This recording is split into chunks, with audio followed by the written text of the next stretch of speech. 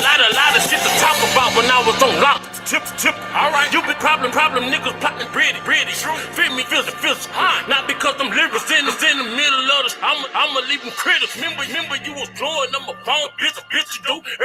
Nigga try to get it. I ain't have to go and get a clicker. No one pulling up looking for something to give it. So pistol. Remember you was blowing on my phone, bitch you do. Nigga try to get it. I ain't have to go and get a clicker. No one pulling up looking for something to give it. So pistol. Remember you was blowing on my phone, bitch you do. Nigga try to get it. I ain't have to go and get a clicker. No one pulling up looking for something to give it. So pistol. Never picture you.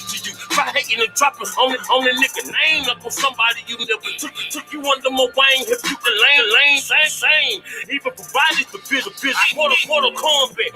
Finish you. Going against the grain to the head. I'ma bring pain. Where the fuck these niggas at?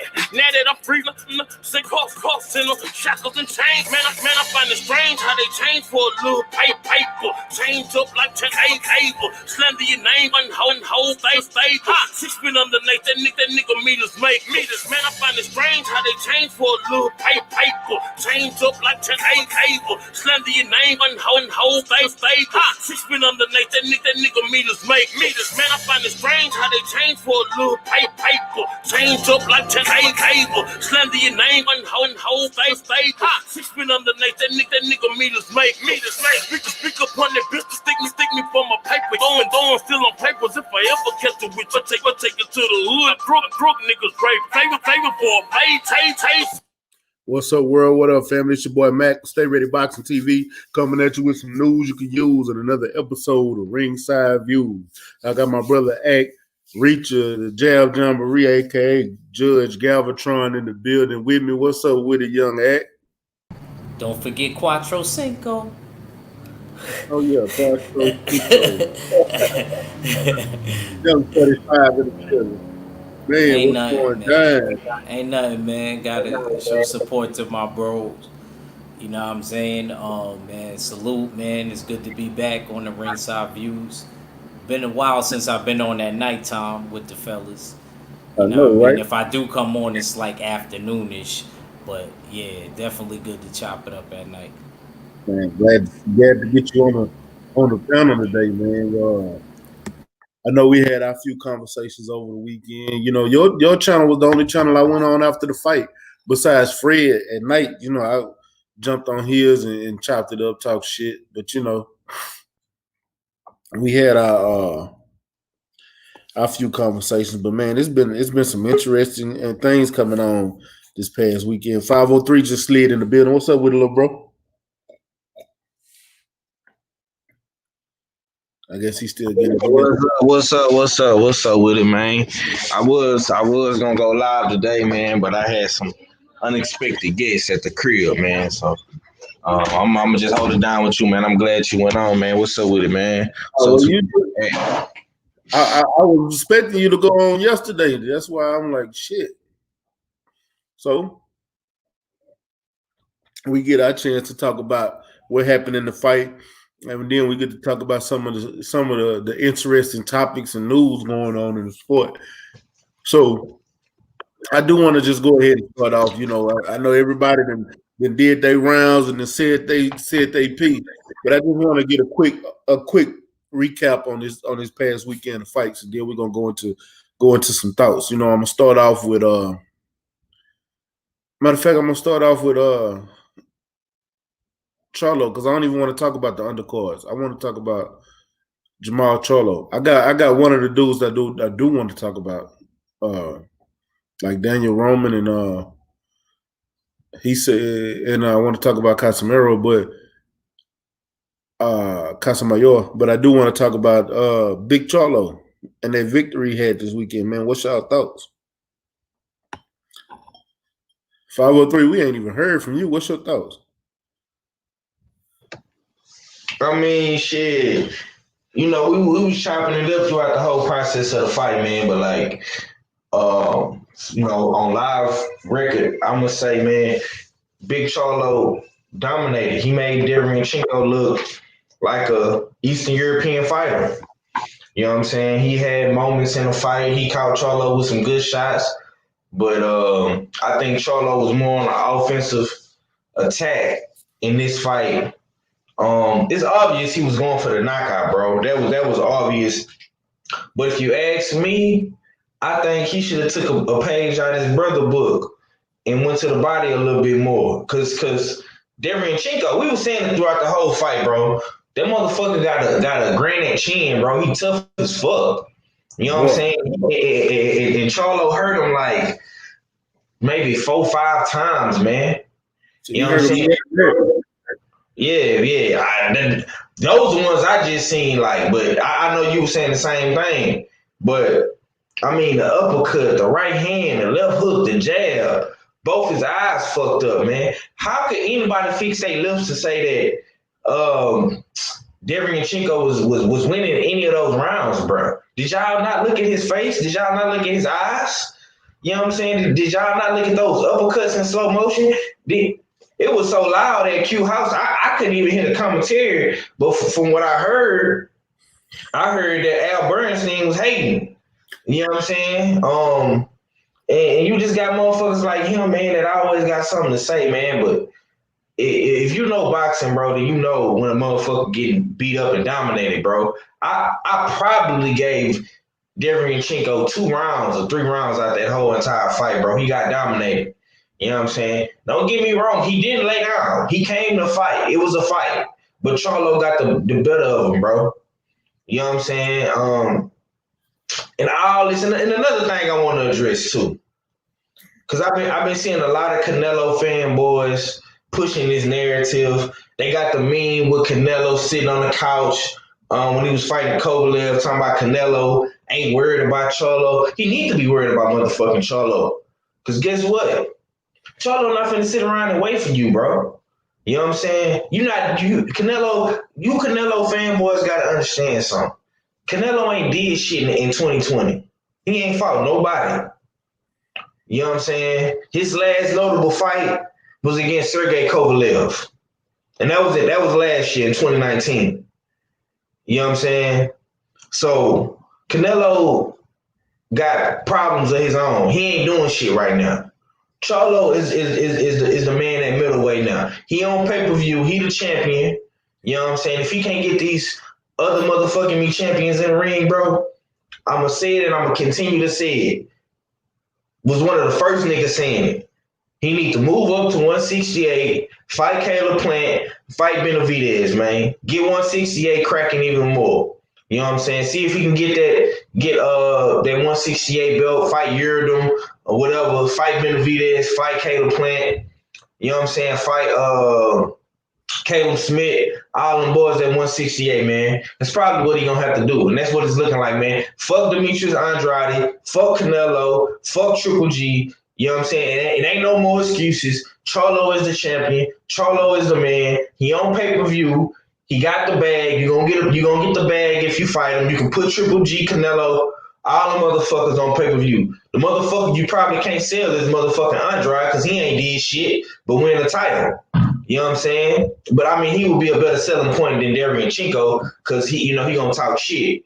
You know what I'm saying? So you can put that on pay-per-view too. But that's my last option.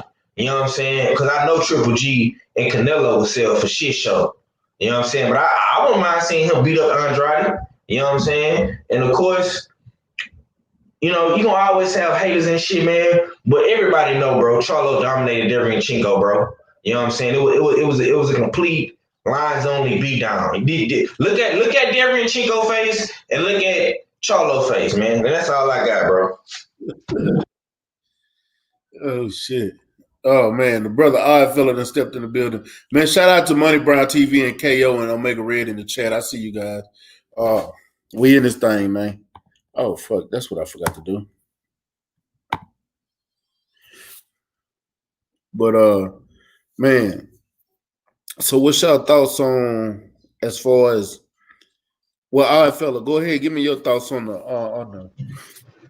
fight. I'm gonna get mine. First off, salute to everybody. Salute to the whole panel. Dig. I might be in and out because I am on the road. Just touch road. You know what I mean? And it is raining over here, unseasonably warm. You know what I mean? Another it felt like a summer day today. But Hey, but not to cut you off, my brother, but y'all got like a tropical storm or something in Canada right now? I don't know if it's. I guess it's some remnants or something like that, because it's like, yeah, it's raining pretty nice right now, and it's like it's in the 80s right now. I mean, it's warm. It's 80s there, nigga. It's cold here. What the fuck? Yeah, man. Right now, it's 9 o'clock over here, and it's about 75 degrees. You know what I mean? But y'all was talking on the Charlo Derevyanchenko fight first, right? Yeah. I think it's safe to say that Charlo is the best middleweight. You know what I mean? I don't need to see him in there with Canelo. I don't need to see him in there with Triple G, because we got the litmus tests. We got the litmus test. Thank you, Derevyanchenko. You know what I mean? And he looked better than Jacobs. He looked better than Triple G defeating Derevyanchenko. We all know that the WBC protection agency is out there saving their boy Canelo. You know what I mean? Gave him that franchise belt so he could avoid the you know what I mean, Big Charlo. You know what I mean? So it's, once again, it's safe to say that Big Charlo is the best middleweight. You know what I mean? He showed a array of different skills in Derevyanchenko fight, but it's not the skills that he showed me that impressed me. It was his ability to, not his ability, but it was his chin. You know what I mean? He was getting touched with some shots. Derevyanchenko was in there, a game dog, hitting him with shots, and Big Charlo was just eating him like it was nothing. Only punch he had some type of troubles with was a body punch. That's the only, that literally might be the only time in Charlo's career I've ever watched Charlo in his career react to a punch. You know what I mean?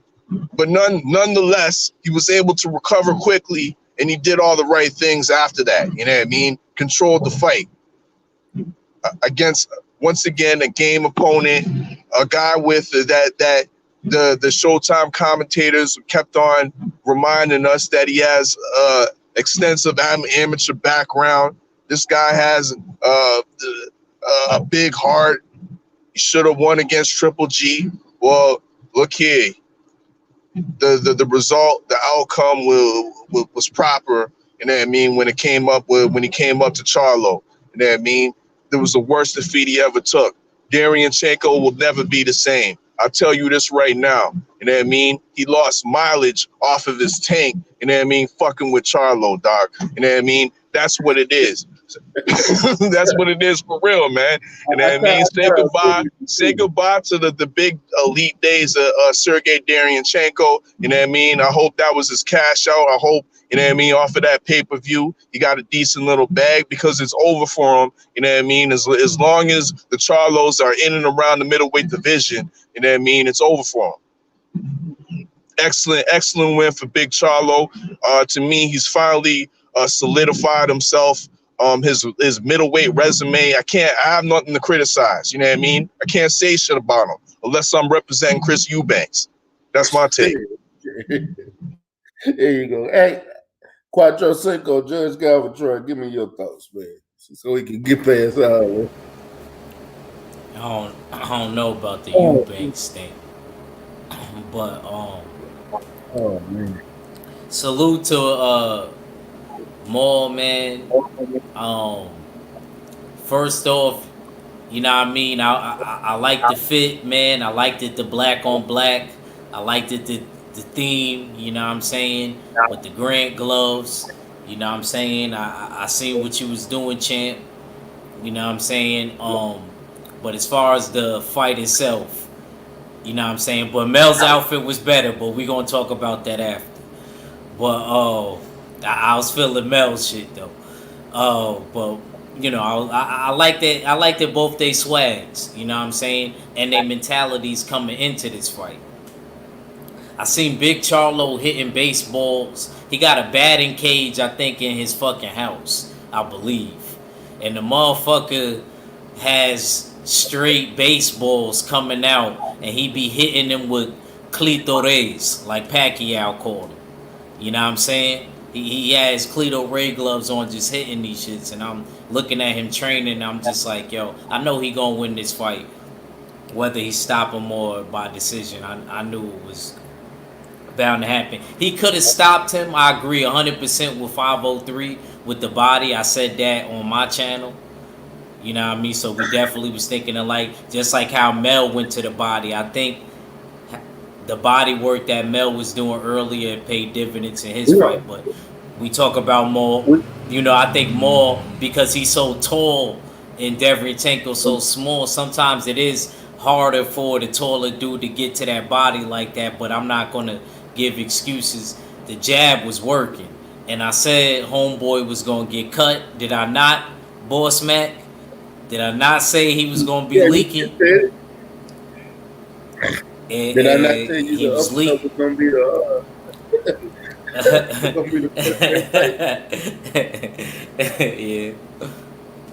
But yeah, it was a great win. I think definitely he's the number one in the middleweight division. I agree with Oddfella with that. So it's like I agree with both of a bit of what both my brothers were saying. I agree with 503 where he should have went to the body. I said that on my, and I agree with Oddfella as far as Maul is the number one middleweight.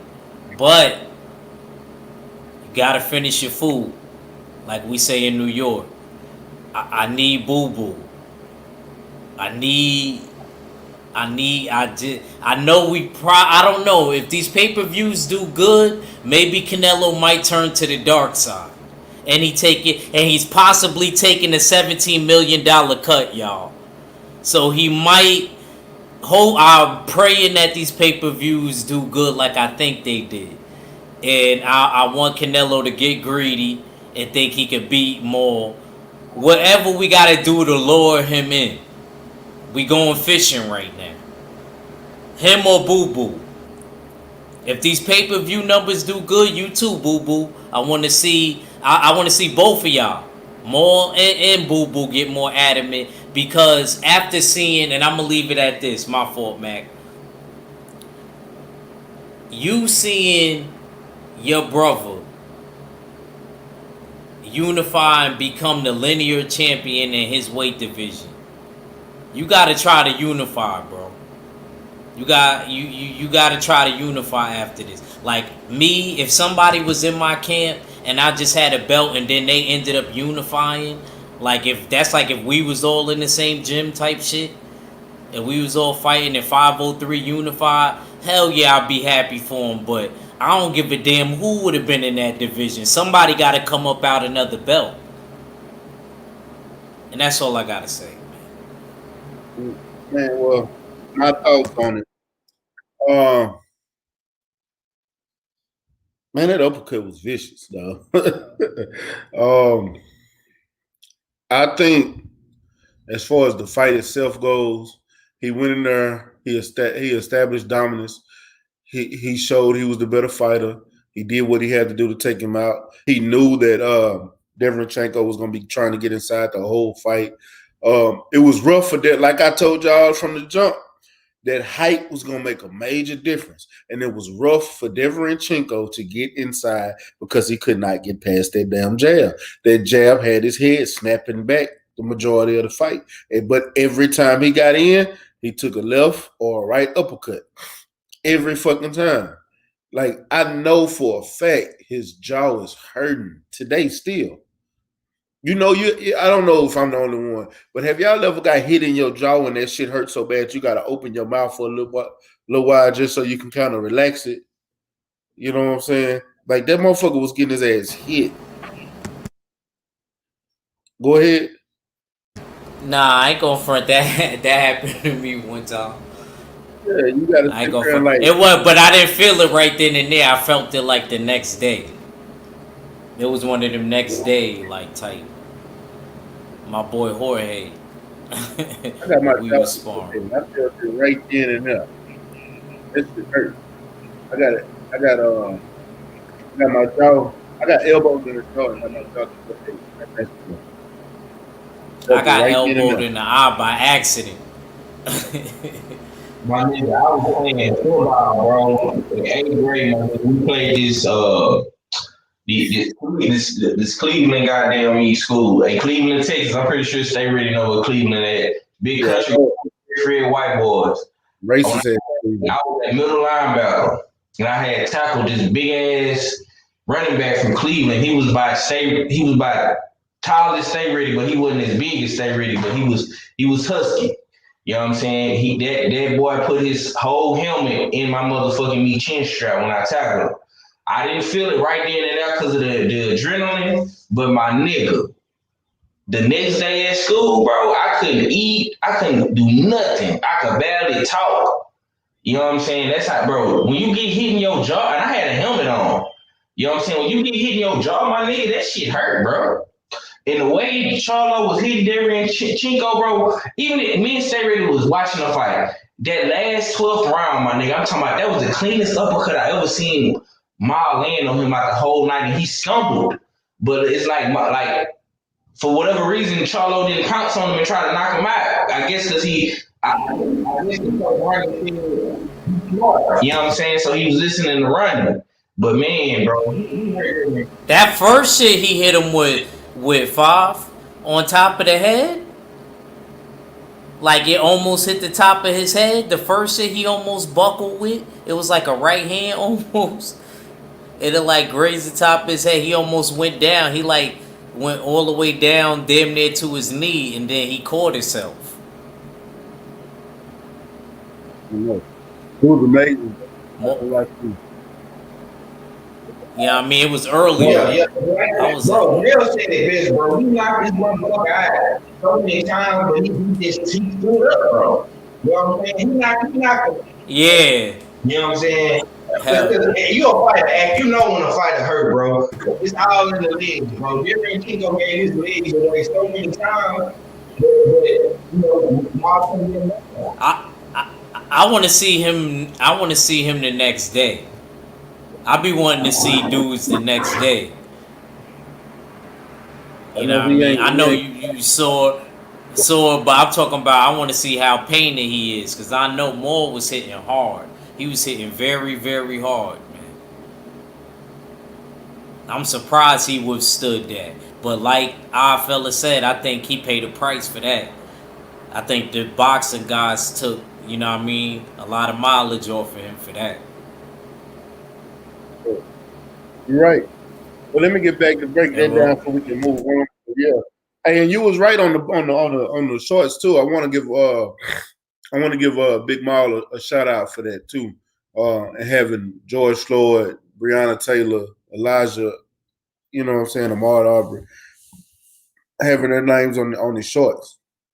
You know what I'm saying? That means a lot. And a lot of people might not take that as a big gesture, but that's a major gesture in my eyes for having them on the shorts. You know, it kind of felt to me like you had them with you in the ring with you last night, and that's who you was fighting for. You know what I'm saying? So that meant a lot to me.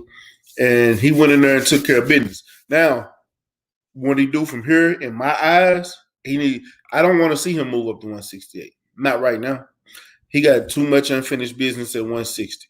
He got Canelo. He got Triple G. He got Demetrius Andrade. I want to see one of those fights. I don't give a fuck if it's just Triple G and he kills them. I want to see one of them fights. I know he beats Triple G. The best fight is to be made, which is not a fan-pleasing fight for, you know what I'm saying, you know, for whoever's a fan of Demetrius Andrade, whoever's a fan of Charlo, because that's going to be a rough, fought-out fight. That's the fight that I think is the best fight and the best, because I think those are the two best at 160. I don't think Canelo or Triple G beats them guys. Mac, you think Triple G and Canelo watched more fight last night? I know they watched more fight last night. Especially Canelo. Triple G, on the other hand, he's still thinking black fighters don't sell. So, you know, we'll see. We will see. You know. But moving on to the major, you know, the major fight from last night.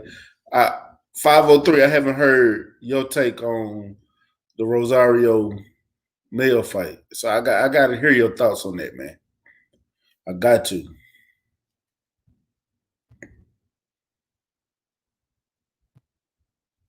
Young Lion, you on mute?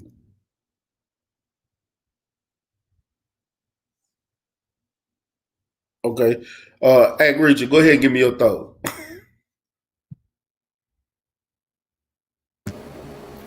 Man, it was a great fight, man. Mel showed me a lot, man.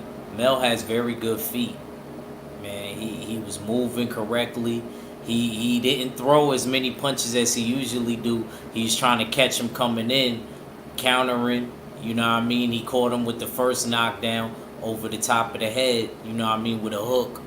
It was beautifully placed and it bounced like on the top the way Rosario moved, and it caused Rosario body to do. You know, he felt like he did like a jolting like with his legs and like kind of fell down, and then Mel caught him again. Mel was just punching very, very hard. He controlled the ring beautifully. He had very good punch placement and good feet positioning. That's why he was able to not punch as much as Rosario, but catch him like that at the punch. It was very intelligent and calculated.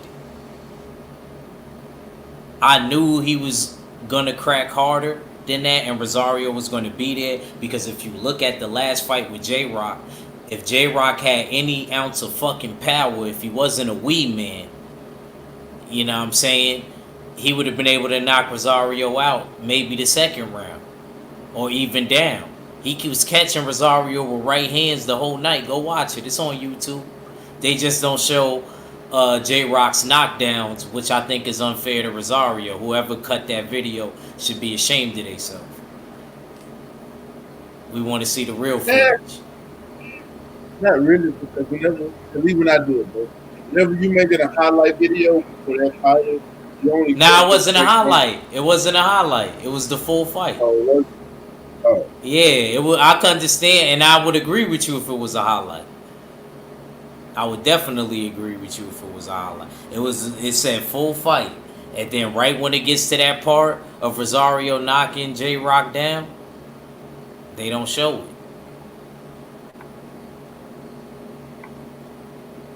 I was looking for it, the real shit. But anyway, great win for Mel. He's definitely number one in the division. I like that he has the linear crown. That was definitely number one against number two. Oh, somebody said it's an illegal upload. Oh, that's why. Okay. But I just respect Mel. Like, he really is number one. You can't deny him. And I heard that him and the WBO champion had some words for each other on Twitter.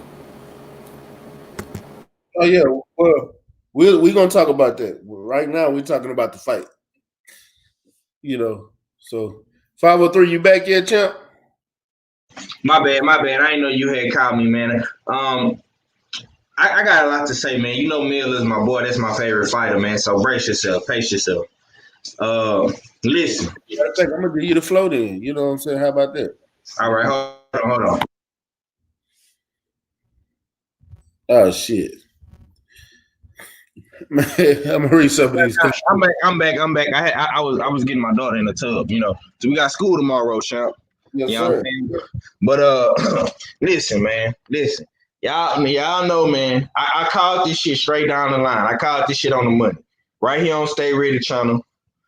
Last week, you know what I'm saying? The last live stream before this one. I go back and listen to that. I said, in order for Mel to get this win, we was breaking down the keys to victory for all the fighters on the main cards, main events, right? Yes, sir. I said Mel had to be poised, that he was, be precise, that he was, use lateral foot movement, that he was. I also said, do not go in here, Macho Man, on your lines only shit, Machado man, and try to go blow for blow with this kid in the first half of this fight. That he did. And I also said, go to the body. Another point I made, and this is my last point, and I'm going to get to what I'm saying. I said he needs to set up the right hand left hook. Those are his money punches. Just like Axe said, he made a great point. J-Rock was hitting Rosario with all those fucking right hands. J-Rock had the best punch of the night with that right hand, but when he hit Rosario, Rosario ate that shit like a motherfucking a late night snack. You know what I'm saying? He ate that shit, shook his head, and kept coming forward, pressing the action on J-Rock, and was able to bust his pack. You know what I'm saying? But when you end up with Charlo, it was a whole different ball game. You know what I'm saying? And me and Stay Ready was right there. You know what I'm saying? In that 6th round, he got caught with a short right hand that dropped him, but the left hook set it up. And that's what got Rosario off his rocker. You know what I'm saying? Man, bro, Charlo did everything. Not only did I say, he did everything Derrick James said, man. Y'all got to put some respect on Derrick James as a fucking coach, man.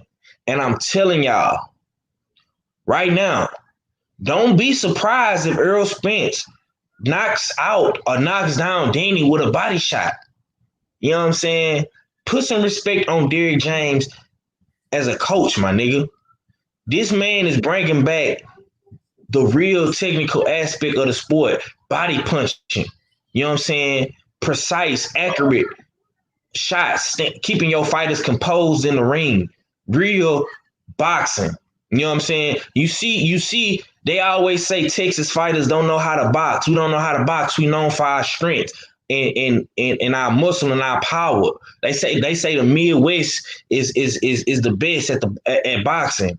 You know what I'm saying? Kronk Jim and Floyd Mayweather and you know what I'm saying, Tommy Hearns and all this shit, man. But I think Texas got something to say, man. These Charlos, Errol Spence, you know what I'm saying? Dalvin Price on the come up, Regis, all these motherfuckers, Maurice Hooker, like all these Texas fighters, we can box, bro. We can box with the best of them, but we bang because if we don't respect your power, we're going to try to get you up out of there.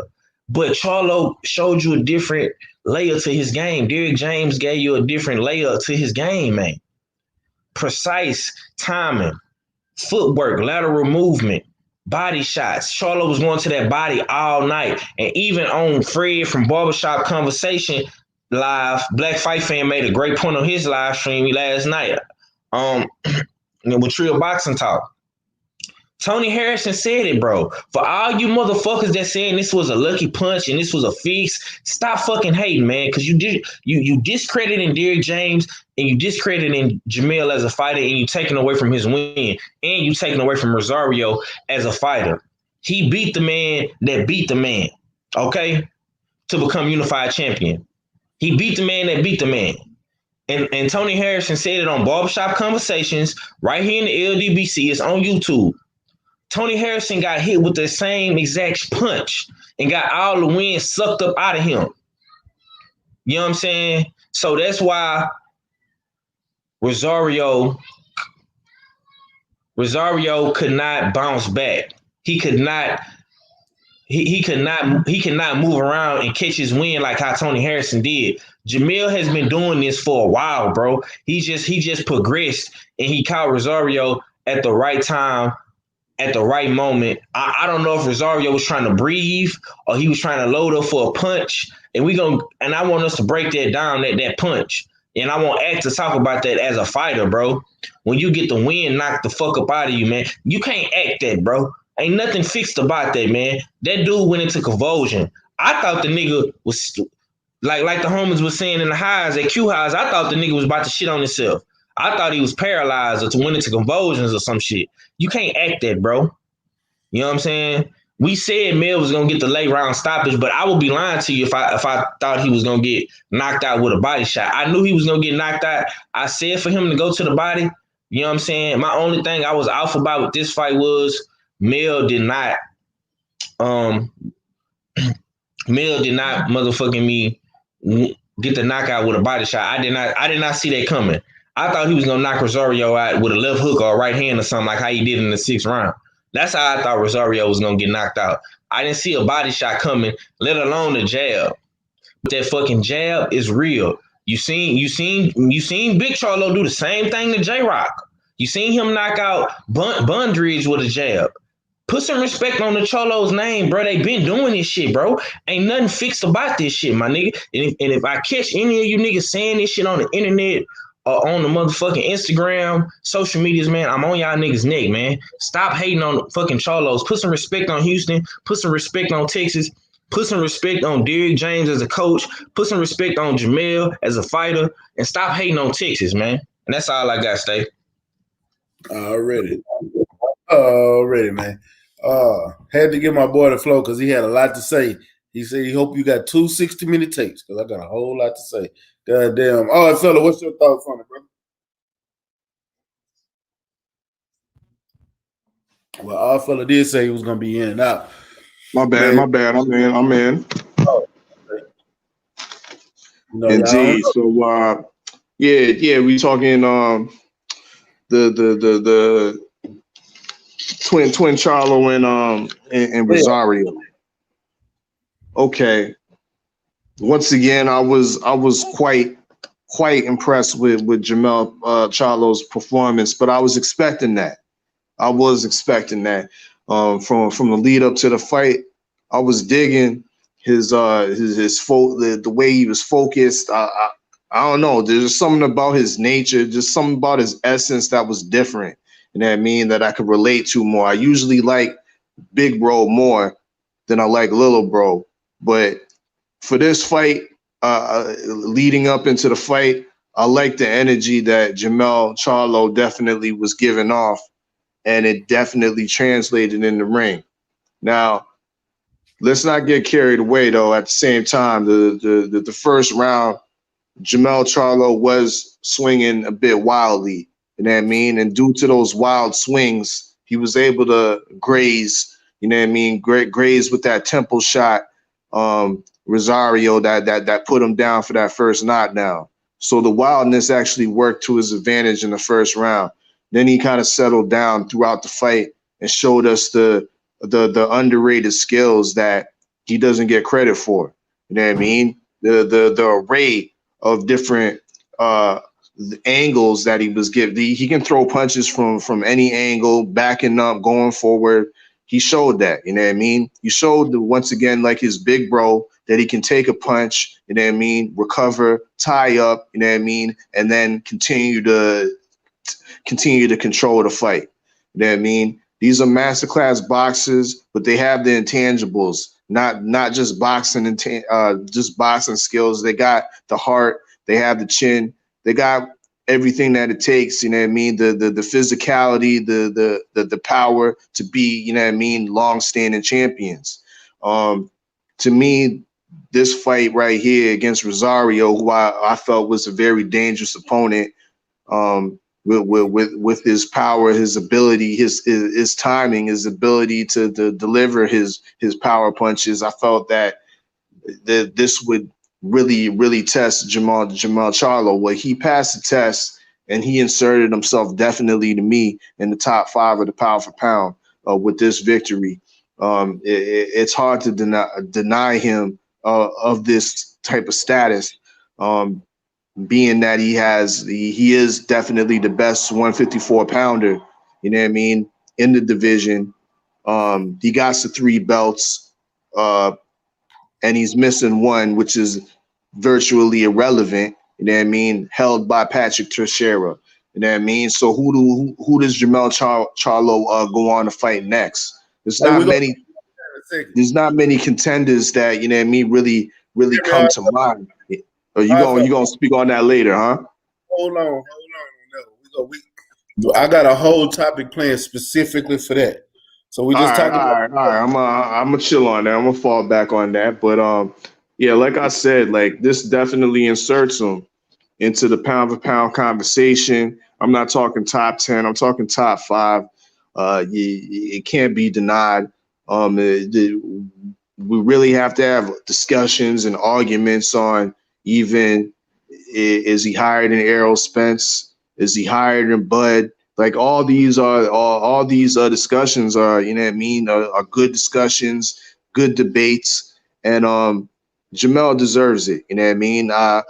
Sometimes I go into the enemy territories and I listen, or I look in the comment sections to check the vibe of the enemy, because you got to know what your enemy's thinking too. You know what I mean? You got to know what the other side's thinking too. And to my surprise, I think the victories on Saturday night gained the Charlos a lot of fans. You know what I mean? A lot of people viewed, I think, a lot of these bitches viewed the Charlos as being kind of like aloof, a little arrogant. You know what I mean?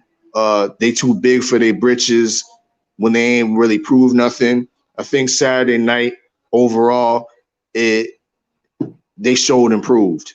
You know what I mean? A good old God body saying, you know what I mean? Good old 5% saying they showed improved. That's what they did. You know what I mean? That's my take on it. Already.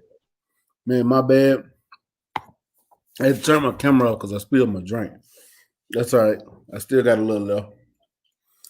But as far as the fight go itself, shout out to Mel, man. I know a lot of people look at that body shot like that's what did it. But when I sit back and think about it, I think the body shot was like, you know, your wedding cake and you put the little men on top of that cake. But the cake is already done. It's got the icing on it and everything. That knockdown in the sixth, I don't think he ever recovered from it. So him not being able to recover from it, that means that when the seventh round, when he was dragging that leg, when he didn't have no power on them punches, and in the beginning of the eighth round, he wasn't even throwing. You know what I'm saying? Like he wasn't doing a lot. So I don't think he all the way recovered. So I don't think his breathing was right. So when you got punched in your diaphragm, I think that took him out because his breathing wasn't right. Number also with that same punch, anytime you punch below the belly button, that's dangerous because you're hitting bladder area. Still your diaphragm, that's where a lot of singers and things, they breathe, you know, they diaphragm helps with that singing. You get your wind from there.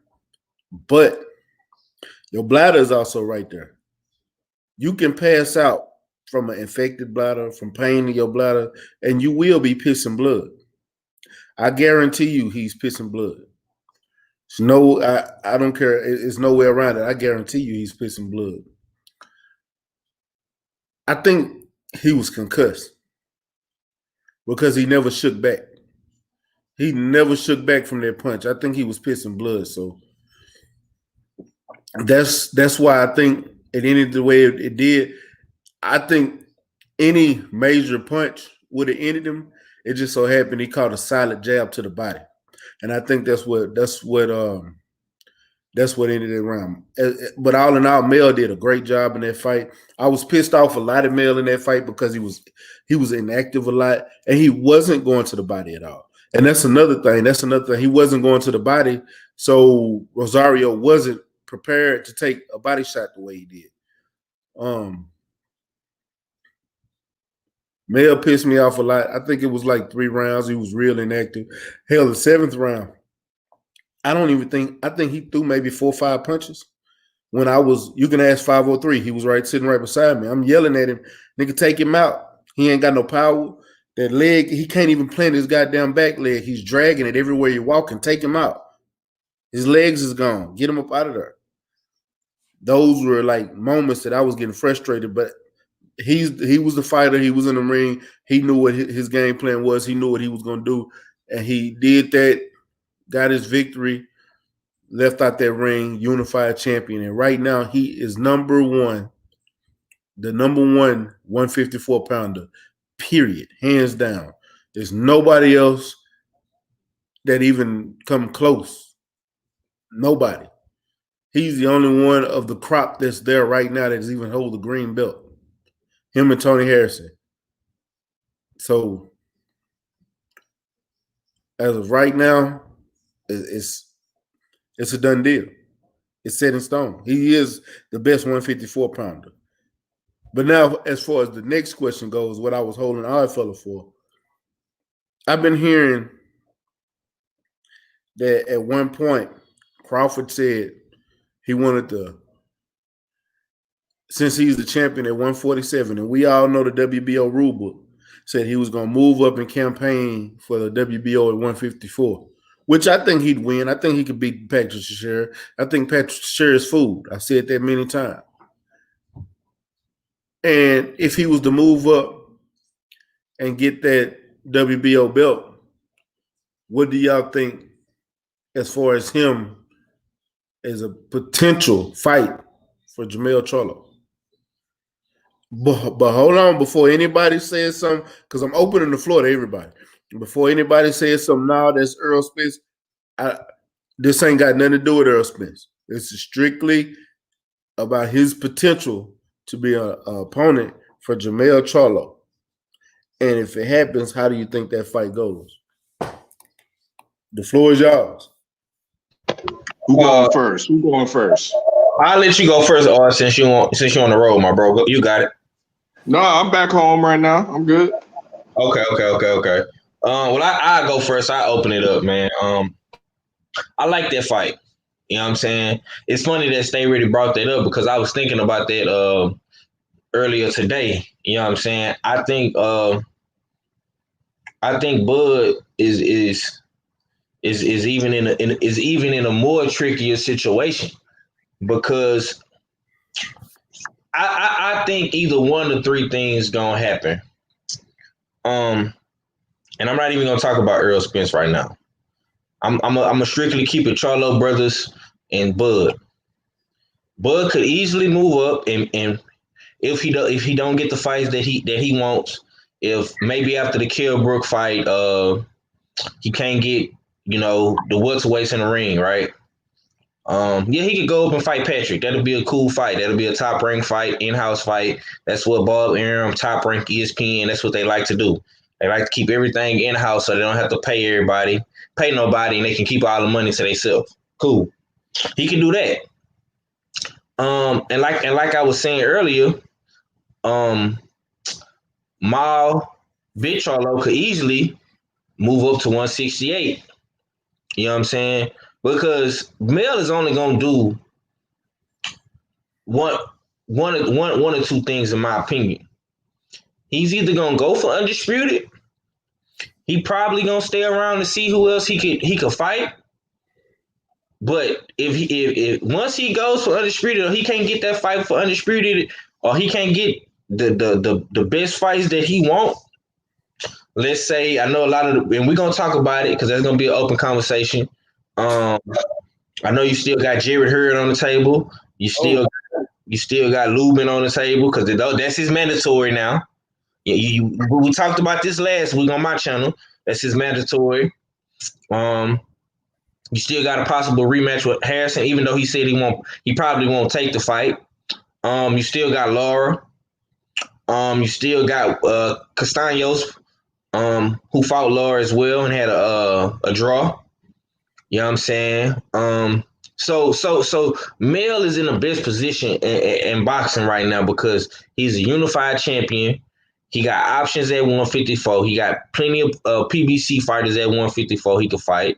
Or he can move up to 160, let Big Charlo move up to 168, and like I said, fight a Caleb Plant, Benavidez,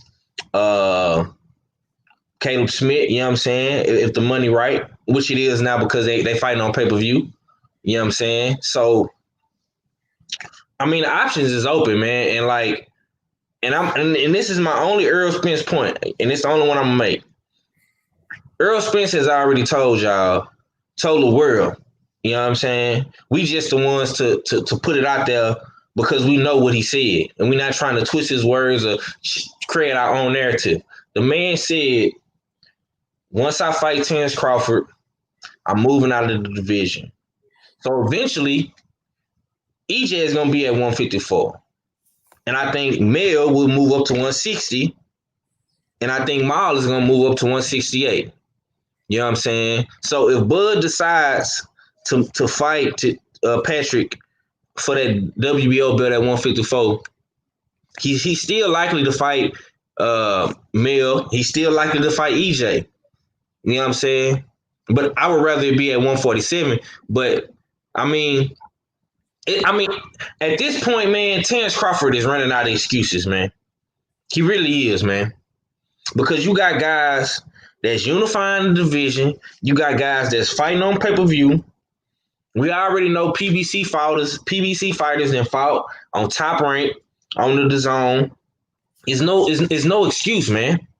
You're running out of excuses, man. You Bud fans can't keep protecting this guy. I like Terrence Crawford just as much as the next boxing fight fan. You know what I'm saying? But he got to do something. It's getting pathetic. It's weak. You know what I'm saying? We on the PBC side, you got unified champions, you got pay-per-view stars. All these dudes is making money and fighting on pay-per-view, and they're unifying the division. Terrence Crawford, what are you doing? And this is my last point, and I'm gonna pass it to the bros. And they fight better competition doing it. That's all I got, man. All right. Who want to go next on that?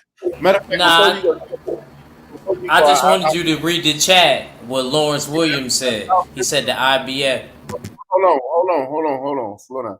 Because I that's why I told you to hold on. I was finna go to the chat. Okay. Before I go to what Lawrence said, I gotta go to what Mr. Sheldon said, because Mr. Sheldon it's 2 points that he said. He said my Mel is not 150, not pound for pound, which we're gonna discuss that. And we're gonna discuss that one in detail, because that's a goddamn lie.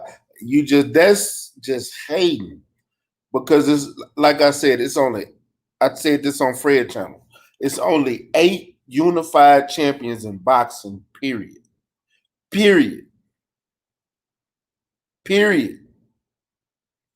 And Mel got a better resume than most of them. Oh, we're going to discuss it. We're going to discuss it. And 2, he said, I can see Bud taking Charlo to pieces. I see you really just a Bud fan. But I'm a Charlo fan, so I can't give my bias on it. But me breaking it down as far as the talent pool goes, Tony Harrison kind of got a Bud style, except Bud gets in the skirmishes and fights in the middle of the floor and want to go toe-to-toe at times. Tony Harrison got power in both hands. Tony Harrison got a weak chin. Terrence Crawford got a suspect chin. We don't know. We've seen some questionable things. Jermell Charlo has a brick chin. We've seen it. You know what I'm saying? So it's at this point, if they fight, I want to see the fight. I'm not calling nothing. I'm not saying one beats the other, but what I will say, I'm not finna sit there and let somebody say that he's just gonna go in there and dominate Mel. And we know that's not gonna happen, because Mel have seen damn near every style in boxing. Okay. Real quick, man. To you, Mr. Shelton, you a Bud fan, and I respect you, bro. But Yeah. you talking to a Jermell fanboy cheerleader. You could call me whatever you want to call me, my boy. You know what I'm saying? I let niggas know Mel is my favorite fighter. And if Stay Ready want to be objective, that's cool. He gonna take the high road. I respect that. But I'm telling you right here, right now, Twin destroys Bud. He rolls him up. He smokes him, probably worse than what he did Rosario. He too small. His chin is suspect, just like what Stay Ready said. He done seen every type of style and the best of the best at 154. The only technical guy that he hasn't fought yet is J-Rock. And J-Rock don't have enough power for a guy like Mel. But he's faced southpaws. He sparred the best southpaw boxer in Laura for years. He beat the best up and coming southpaw in Lubin. He beat Austin Trout.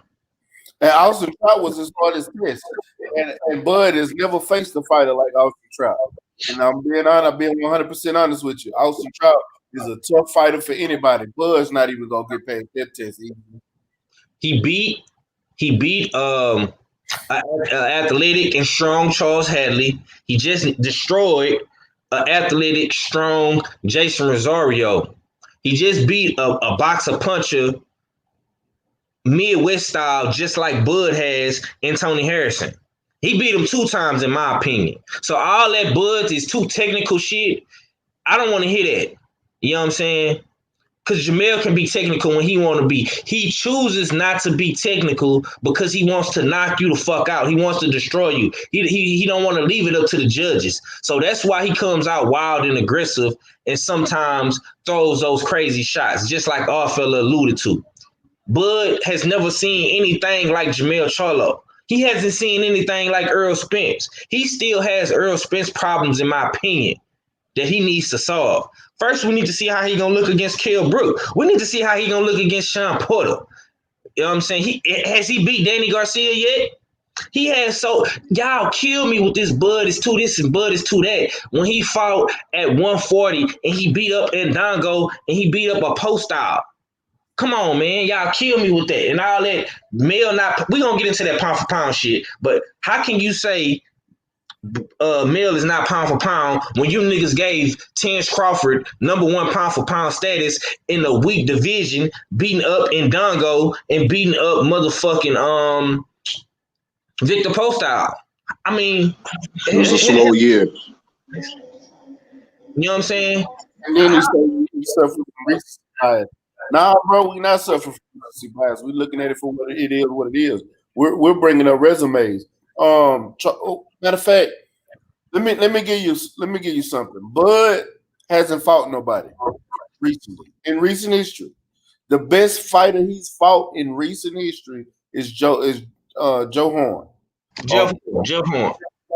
Whatever guy. I don't fuck with that motherfucker. I don't give a damn. That motherfucker no fucking body.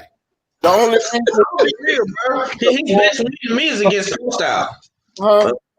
To me, his best win was against Postile. Oh, okay, yeah. I'm not even bringing up 140. I'm bringing up 147 specifically because I'm gonna tell y'all something. That's why Bud is not #1 on my pound for pound list, because he's not fighting somebody. Recency matters, but because you're moving people up off of recency. Manny Pacquiao, he lost to Jeff Horn. He's not pound for pound to me because he lost in recent history. The reason I got Charlo pound for pound is specifically because he's unified and he cleared out a complete division.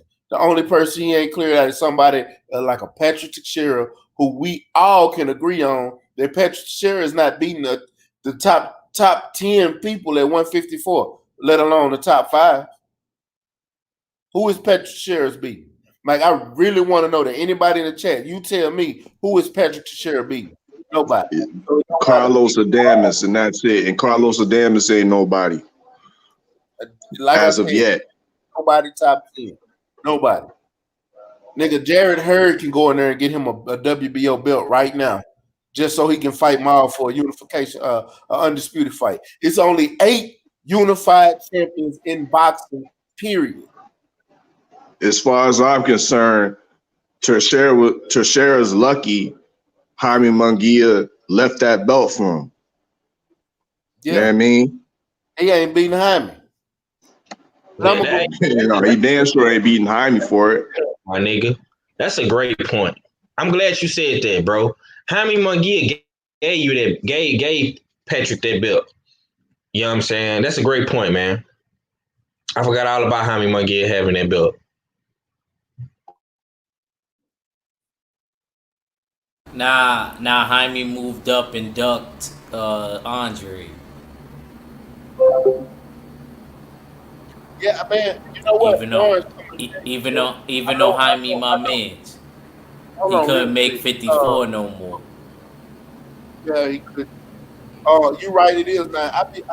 I keep forgetting that it's 4 belts because Ramirez got 2 and Taylor got 2 at 140. I keep forgetting that shit. Man, it's 4 belts. WBC, IBF, WBO, but I don't be wanting to recognize one. We don't. It's 9 unified champions. But I'm gonna ask y'all this: out of the unified champions, who would you put in the top round? AJ? Negative. No. Better Beef, yeah. I put Better Beef on now. But he only got 2 of the belts. And he still I don't put Better Beef on there. And if he goes on there, he's he's in the low top 10. He would be like number 9 or number 10 or something. But if he beat Bivol, he moves up tremendously. Yeah. If he beat Bivol and he beat what's my man's name? If he beat Bivol and Joe Smith, if he beat them, you know what I'm saying? You got me. You Better Beef will be top 5, top 6 for sure. You know what I'm saying? He beating Joe Smith. Oh, I know he will. I ain't even going cap. It ain't even no looking around it. It's just get out of that parallel universe with Joe Smith. But you know how top rank is, bro. We're not worried about it. Yeah. So we'll cross that path when it happens. But we're just. I want to address something right quick. Mr. Shelton, I had to go pull up the chat myself because you talking real greasy tonight. You said Bud clean out his division, bro. How can you say Mill not cleaning out the division, bro? He just beat a unified champion in Rosario, bro. Who is he not beating? But look, I still got to ask y'all on these questions. We're going to get back to Mr. Sheldon. Mr. Sheldon is making this shit interesting tonight. Right, he is. Yeah, salute to you, my brother. Yeah, that's why I fuck with Mr. Sheldon. He always come through, so I got to fuck with him. Yeah. But I'm going to ask y'all, is a New Way top 5? No. Hell no. Even though I like a New Way.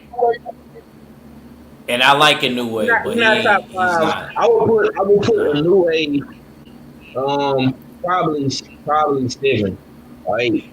I gotta respect him here because he did fight in the 52. He got that Ali trophy and he moving up. And he like his guys. But I do want to see this Casanova. I do want to see that fight. The Casanova crowd or not.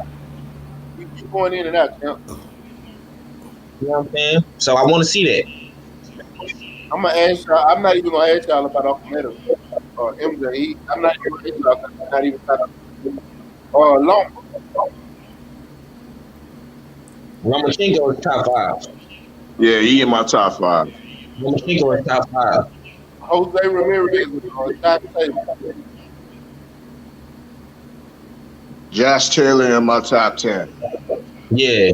Josh Taylor will be like a 7 or a 6. And then Spence and Bell.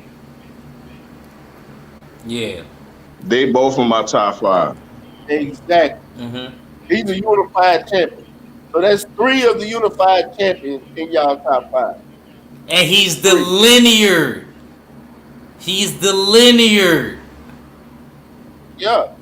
Okay? That's what y'all always wanted. He's the linear now.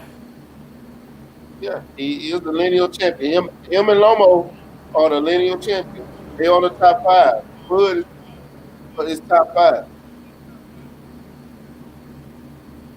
You know what I'm saying? And number 5 is Manny Pacquiao or Canelo Alvarez, whether y'all like it or not.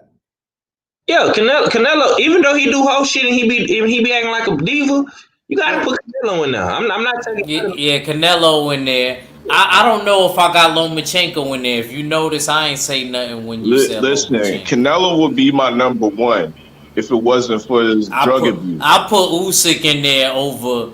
My excuse for taking Lomachenko out of my 5, he could be in 10.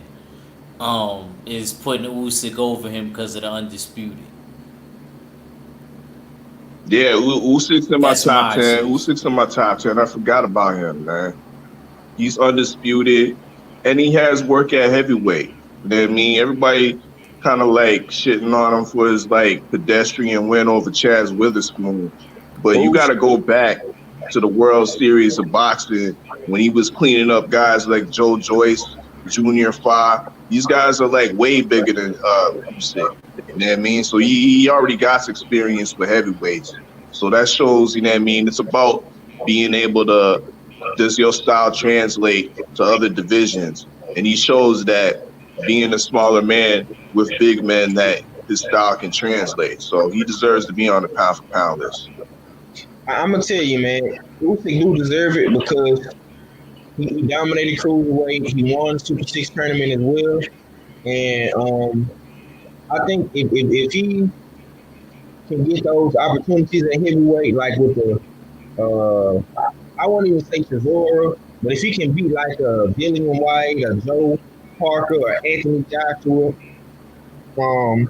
Tyson Fury, Wilder. If he beat them type guys coming from cruiserweight, having all the belts, being undisputed, I gotta put Usyk on there too. You know what I'm saying? And Mr. Sheridan, Bud ain't undisputed, so why does it matter? Is Bud on your top 5? He's not undisputed, so I don't want to hear nothing about undisputed. Pound for pound. Right? And to be honest with you, Mrs. Sheldon, even though I like Bud, Mel's work at 54, it can't compare to 140. Facts. Like 154 is way harder than 140 at that time.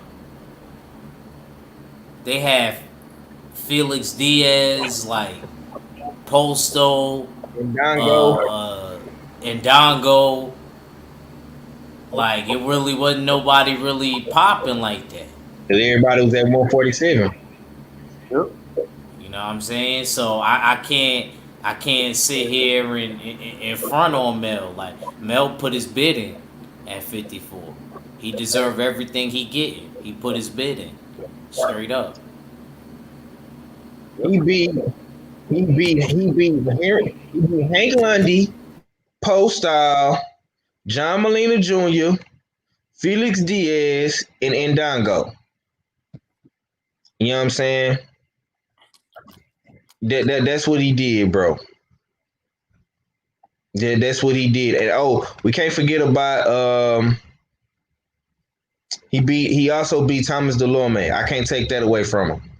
He beat Delorme, Derry Jean, you know what I'm saying, Hank Lundy, Postal, John Molina Jr., Felix Diaz, and Ndongo. And to me, Postal. Nah, 140 ain't trash. My fault, 503. Nah. I'm not taking nothing away from Bud, bro. But to me, his best win at 140 when he was going for the undisputed was against Postal. John Molina Jr. had 6 losses, and Dongo was I'm not gonna say he wasn't really, nobody really knew too much about it, Dongo. You know what I'm saying? Nah, he's trying to say 140 is still trash. I feel 503 like it was trash back then. Yeah. To the homie in the chat, it was trash back then. Agreed, If anything, agreed. It got way better. 140 can got Bud way unify better. right now? Can Bud go undisputed? I don't know. With Josh Taylor. I don't know. I think he would have a hard time and Regis with that Prograis Dominican kid. I think he would have a tough time with that Dominican Can Bud kid. go through the gauntlet Elvis even if he had to fight Baranchek and Prograis? Yeah, and Prograis and Josh Taylor. It's way harder now, bro. It's way harder now than 3 years ago. It's way harder now. Shit, we could have got our fella down there and got him a belt 3 years ago. That's how it's like, get out of here, bud. Nah, bro, that's 4 years ago. You saw 4 years ago. Sorry. 2016.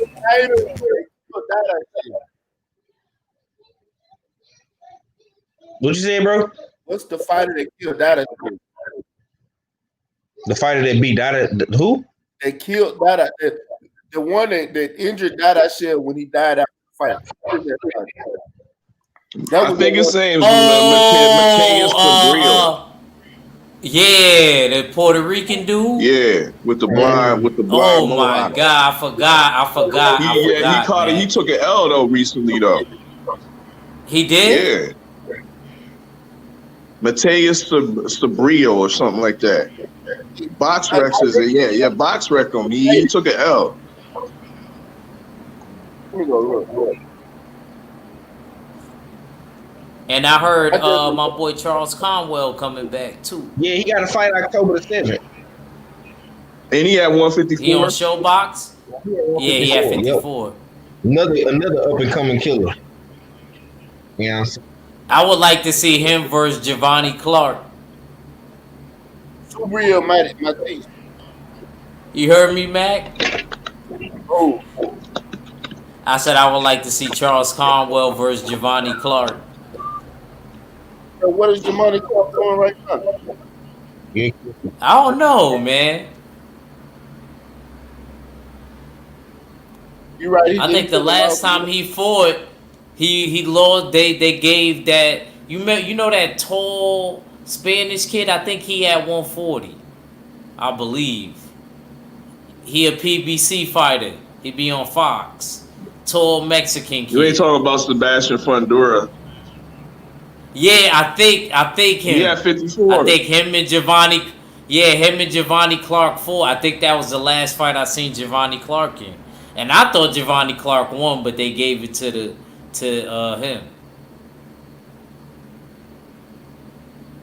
To Fundora, yeah. He was on somebody undercard. I don't remember.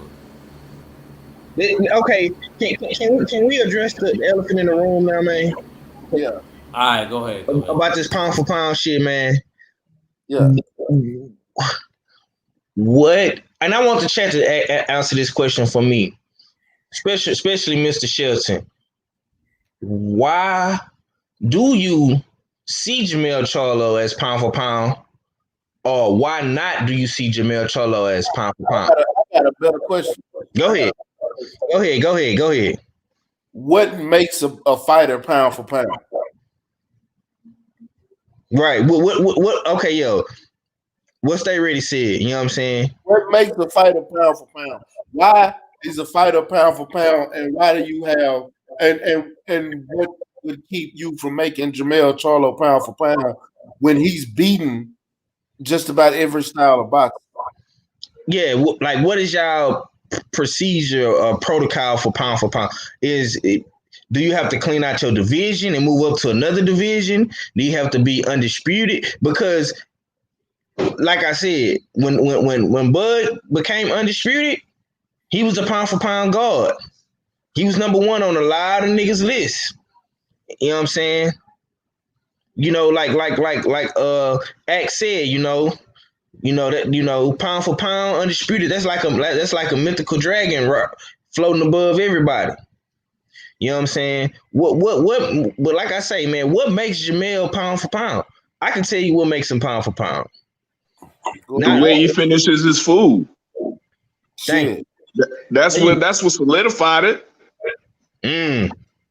Right. Just like he showed us a lot in that Tony Harrison fight. Man. He showed just me like a lot. Lawrence said, 8-1 with Eric James, 7 knockouts. Woo! And this nigga, he got the only 2 unified champions in boxing. Remember, he got the, I ain't gonna lie, Derek James got 2 unified champions. the only trainer with 2 unified champions in fucking boxing. And both these guys are on the pound for pound list. I don't give a fuck what nobody say. Errol Spence is pound for pound, and motherfucking Jermell Charlo pound for pound. And those are both his fighters. Put some respect on this man's name. But I think what makes a guy pound for pound is the level of competition you fight when you become a champion. You know what I'm saying? And you dominating your opponents. You're making it look easy. You're making these other fighters think about what the fuck they gonna do when they fight you. That's what makes you pound for pound. You know what I'm saying? You cleaning out your division. Jamel Charlo really only have to get one more belt. And he already said it Saturday night on the interview. It's everywhere on all platforms. He said he will fight Patrick. He said it. It's up to Bob Arum and Top Rank to make that fight. It's up to Golden Boy. Patrick was Golden. I thought he was Top Rank. Nope, Golden Boy. Well, it's up to Golden Girl and Oscar De La Hoya. Y'all know how they been moving. Especially with the people. They so desperate for money. Go ahead. Harris said he wanted to fight for the undisputed. I gotta go. He might have had to fight. He wanted to win it. I'm about to go to Twitter right now and let's see if he been talking greasy. You know what I'm saying? Yeah, they was on Twitter. I heard going back and forth. Okay, bet. I'm gonna pull it up. But yeah, man. Why do y'all think people are saying that he ain't pound for pound up?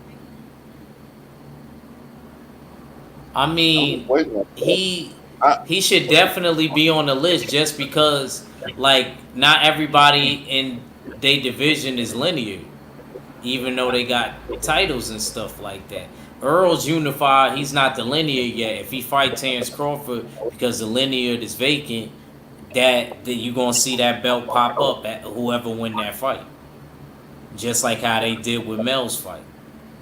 And salute to Mel. I was feeling that fit, man. The whole green and yellow, you know what I mean? I ain't gonna front. It was like a jungle WBC type theme going on. I feel you, champ. That's how I took it anyway.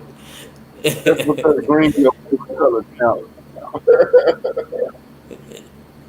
Yeah, you're right. You're right. Yeah.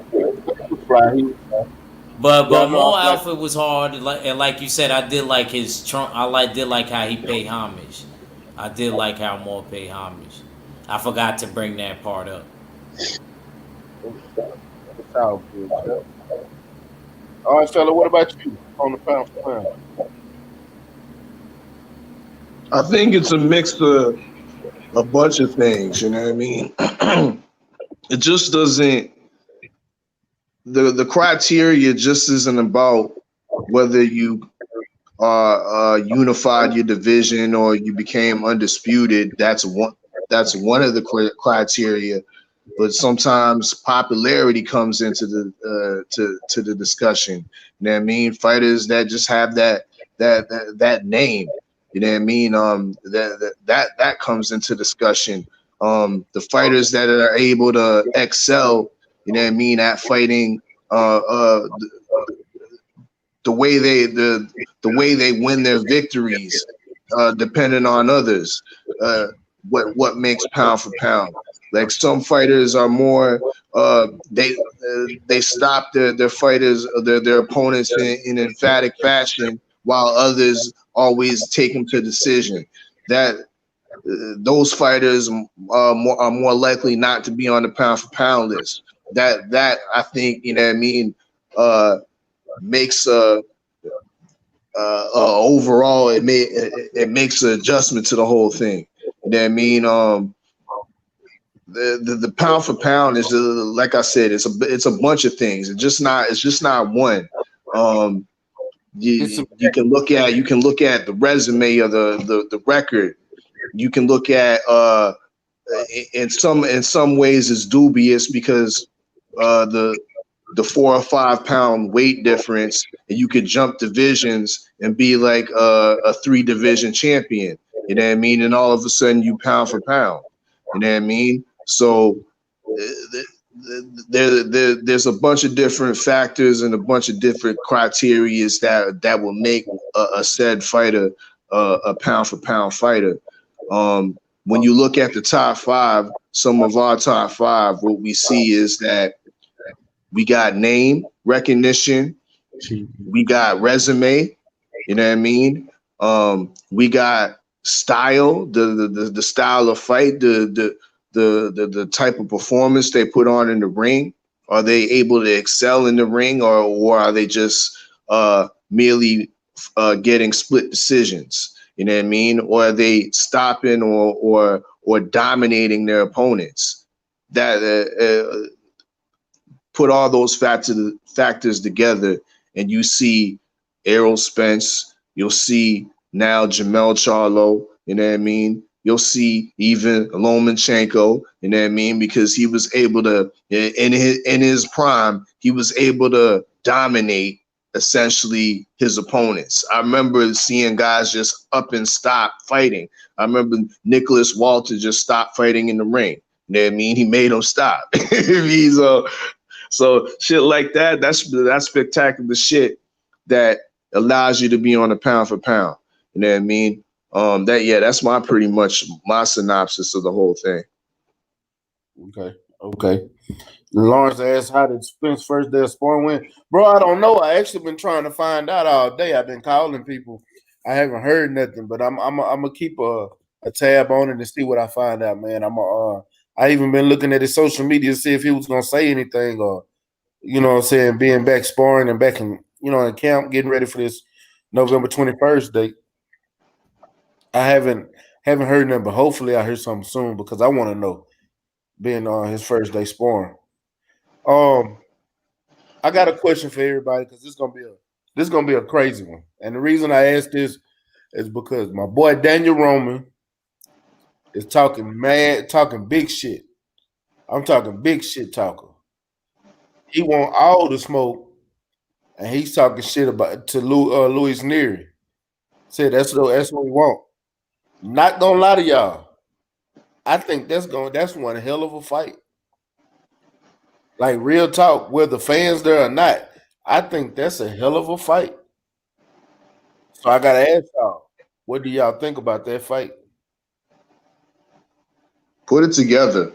You know what I mean? It makes sense. They was, you know what I mean, on the card. It seems to be bubbling now.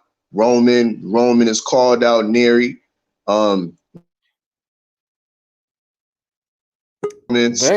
He's looking kind of suspect. People aren't feeling his defense. You know what I mean? People aren't giving him a chance to, you know what I mean, work out the kinks with his new trainer. But that's all right. Yeah. Yeah, they seen the chink in his armor. I'm telling you. I saw it. I seen a chink. That boy ain't got his defense is suspect, man. I mean, you can say that. You can say that, but that ain't got nothing to do with the trainer. I'll take his combination punching over his defense. You know what I mean? Roman checking his defense. You know what I mean? I'll take Nery's punching power over Roman checking Nery's defense. That's what I got to say about that. But it's gonna be exciting or a good spectacle to watch while it lasts. You know what I mean? It definitely should be on one of the major fights undercards. That's excellent suggestion. Roman against Nery. You know what I mean? It is. You know, I get it.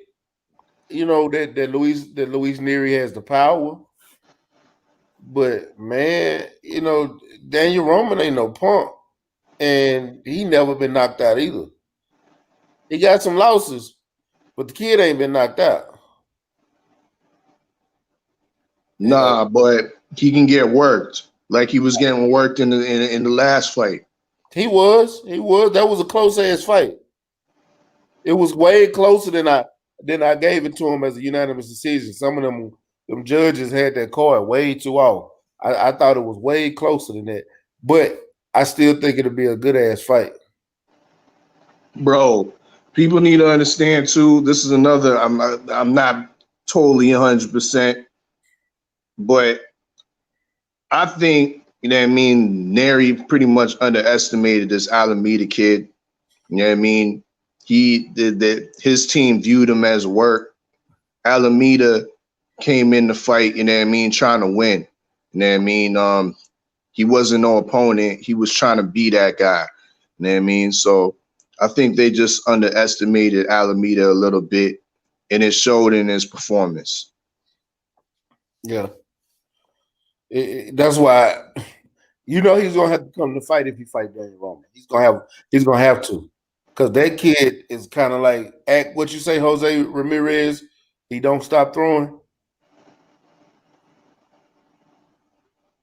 You hear me at?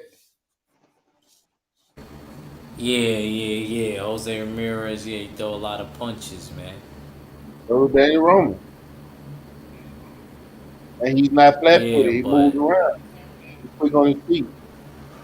I ain't gonna front. I ain't even a fan of Neri, but I favor Neri in that fight though.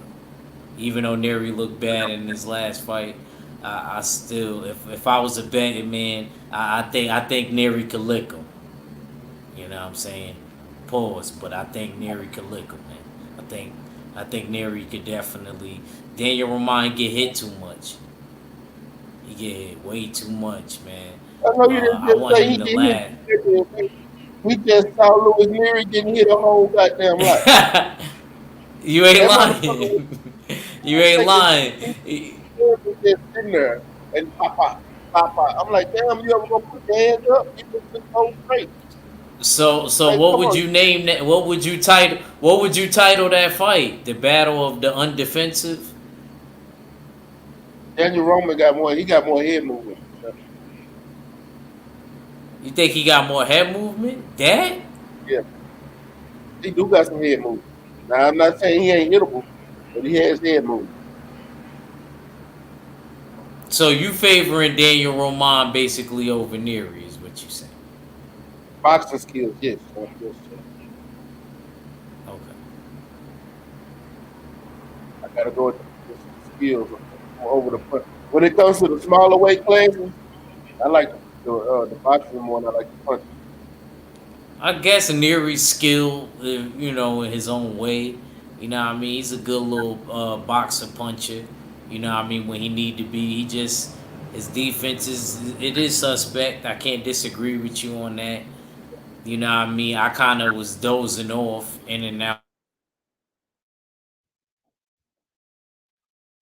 Did you go on mute, champ?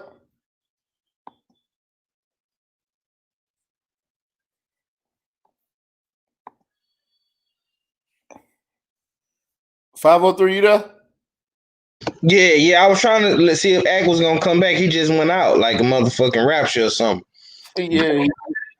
But now, man, Louis Neri and Daniel Roman, man, that's a hell of a fight, man. I'm gonna be quite honest with you though, man. They I gotta disagree with y'all on one point. I don't want to see them back on. I don't know who said it. I don't want to see them back on the pay-per-view undercard. They did. I'm not trying to be a bum basher or bash these guys or anything like that. But Payano was touching up Daniel, and this Almeida kid, he made Neri look suspect. I thought I was real big on Neri. All fella was telling me about him. I went and watched some of his highlights. He was knocking shit out, and I thought Neri was gonna ice this kid. I don't know if it was a quarantine, the ring rust or the pay-per-view jitters. But then now one of these guys look that good to me. But I think Daniel is a good boxer. He can come forward and press the action, and that will be interesting to see what Neri's punching power and the whole southpaw thing that he got going. I know he trained by the Reynoso family, so he has a good trainer. You know what I'm saying? And, Daniel is a good boxer. He has good skills. He aggressive. He got that Texas style. You know what I'm saying? He can come forward and press the action. But I don't know, man. It's a 50-50 fight. I would lean a little bit towards Daniel simply because of his boxer punching style to come forward, constantly throwing punches. He could easily outwork Neri. But Neri could also catch him with something too. You know what I'm saying? even though I'm gonna just be. I think Daniel fought a better competition. I think Payano was a better fighter than this Almeida kid. He was a more crafty veteran. We didn't know too much about Neri's opponent, but Payano was a hell of a fighter, man. Even though I'm not even much gonna lie, man. I thought Daniel Roman lost that fight. You know what I'm saying? Didn't Neri already wax Payano? And you remember I said it was a draw. I don't know.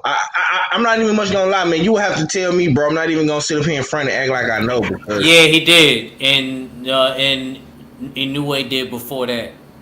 right. But can we at least say that Payano was a better opponent than Neri's opponent No, on paper? no, you can't. I ain't gonna say that. And we gotta take into consideration Neri's moved up in weight. Maybe his power didn't translate the way he wanted it to. Once again, he was working things out with a new trainer and in a new weight class. That's a fact. Oh, okay. See, I don't really follow those little bitty weight classes like that.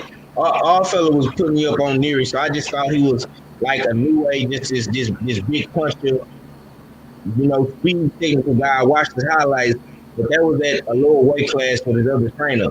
So this is his first fight with Reynoso. Yeah. Okay. So yeah, I mean, if that's the case, then I'm damn sure picking Danny in that fight. Then, you know what I'm saying? I gotta roll with Danny, man. I think Danny will win, man. I don't know about Neri now. You know what I'm saying? I'm gonna see though. Yeah, like I say, it's still a 50-50 fight. Anybody can win at those lower weight classes, but I got Daniel, man. But I would like to see it, man. Just not on pay-per-view though. I think that would be like a great like Fox or Showtime card on regular TV. You know what I'm saying? Yeah. I agree.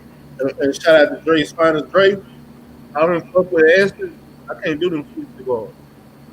I like Drew Estates though. I fuck with them. Them some good cigars. So if anybody is into the cigar game, then Drew Estates are damn good. I fuck with them. Yeah. Matter of fact, I need to go give me one. But last question. And just so people know, the phone line is open. Y'all could have called and chopped it up on any topic. Mr. Sheldon, you could have called in and got your rocks off on pound for pound. And what's the name? The phone line open. I see y'all go across the screen. But Casa Mayor, I had to bring this topic up. I'm gonna tell y'all right now, I'm starting to like that kid. That motherfucker got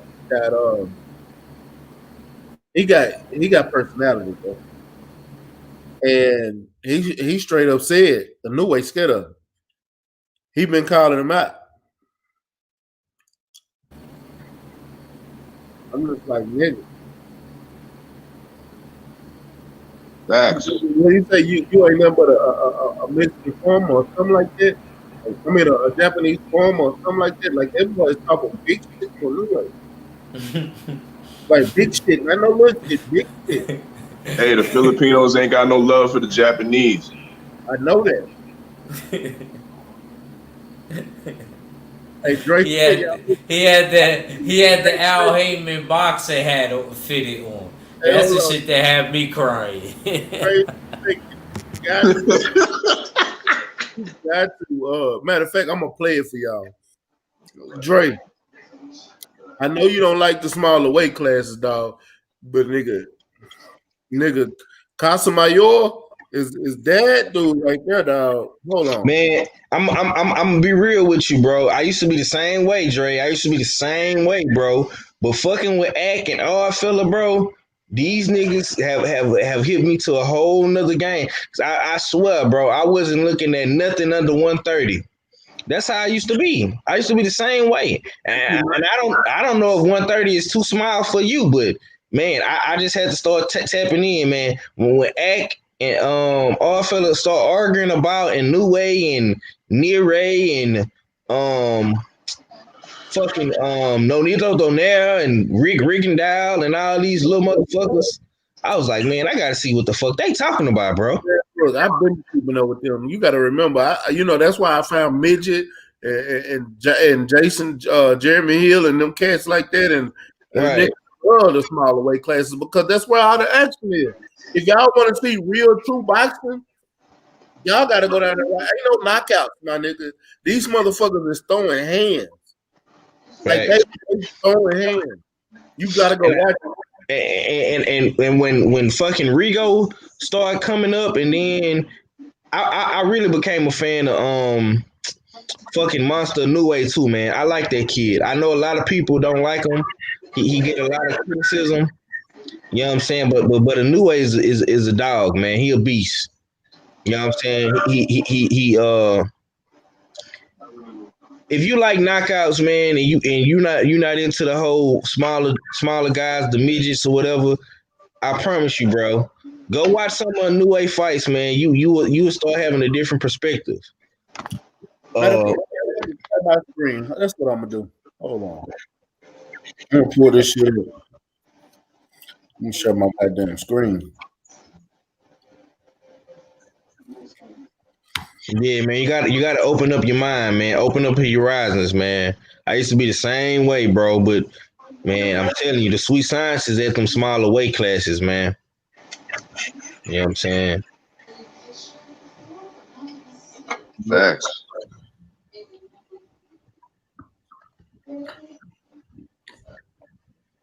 So I had Oh, hey, beautiful. There we go. look at this. Look, y'all nigga. I love me some dark chocolate. I bet you do. You niggas can have the white girls and the yellow bones. I keep all the darkies. Oh damn. Man. It's all good. It's all good.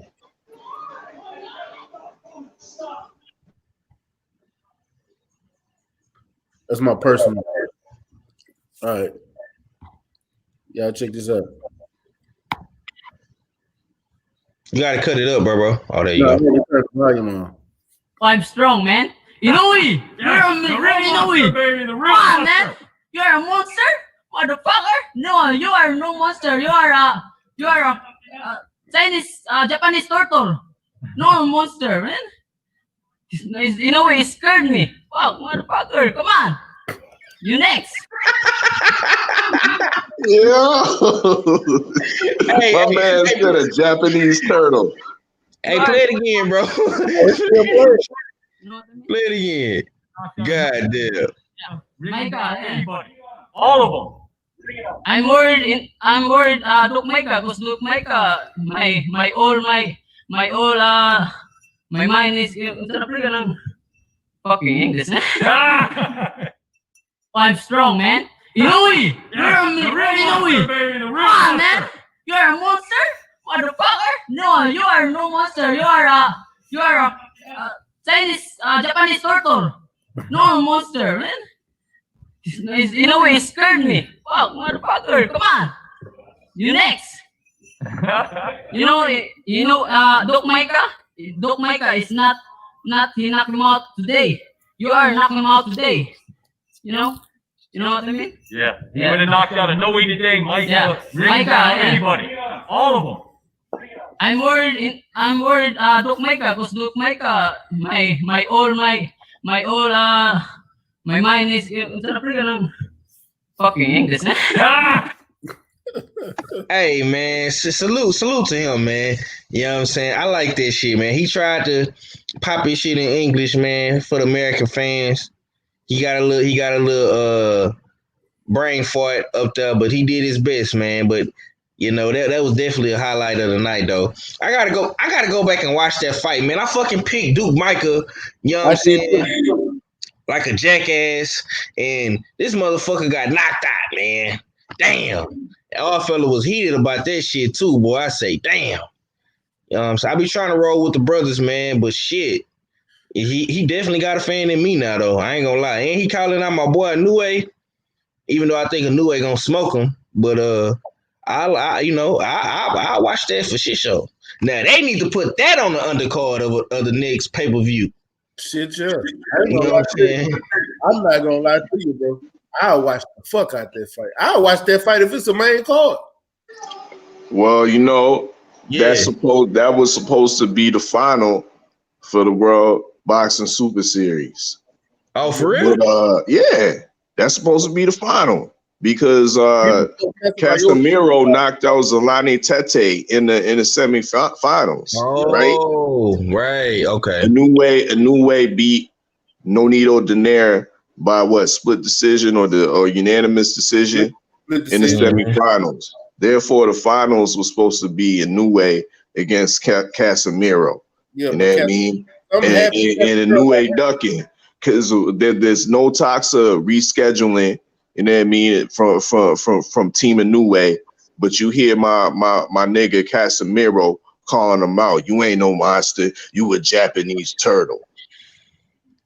Motherfucker. He's shelling up, bro. He's shelling up. And your boy Inoue is in his shell, my nigga.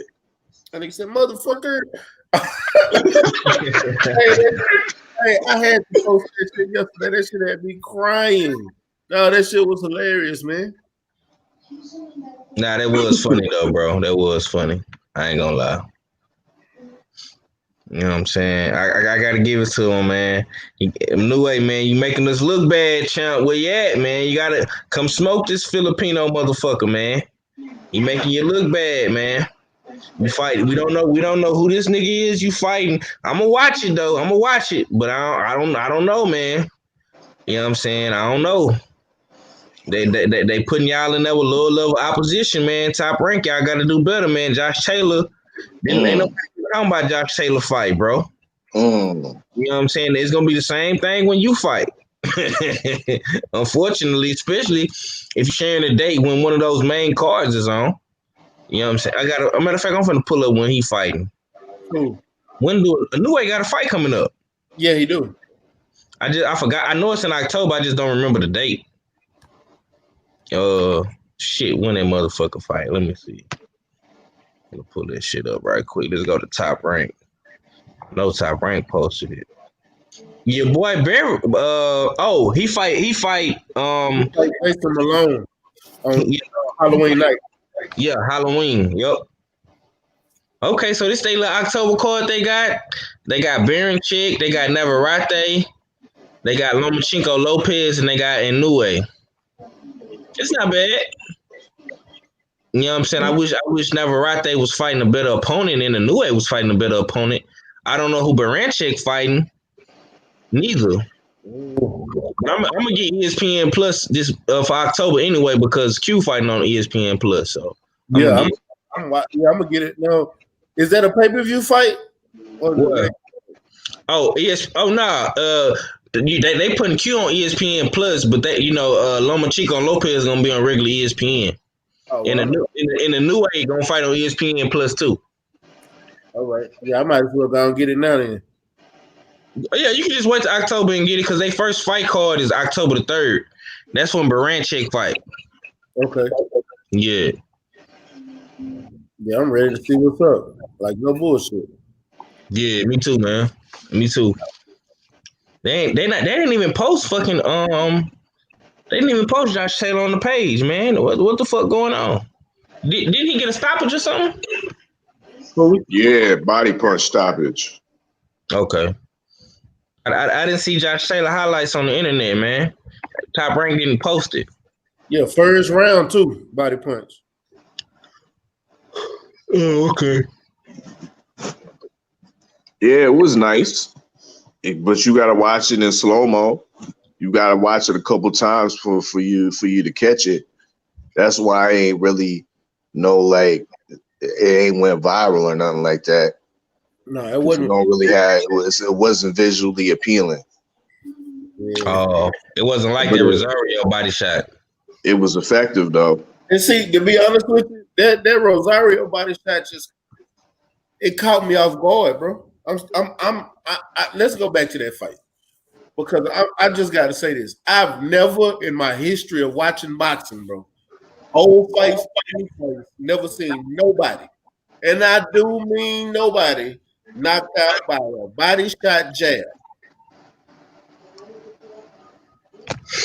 Nah, Nah, can't say that.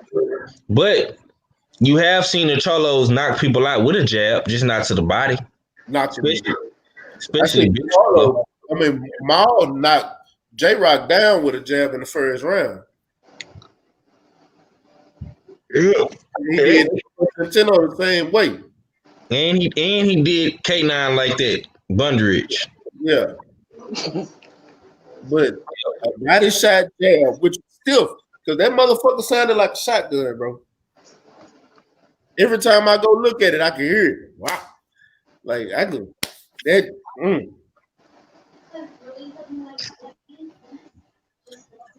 That's placement and timing. Huh? Placement and timing. Yeah, that's what you call perfect timing. Perfect timing. Perfect placement. And yeah, like Tay Tay said, that shit was scary.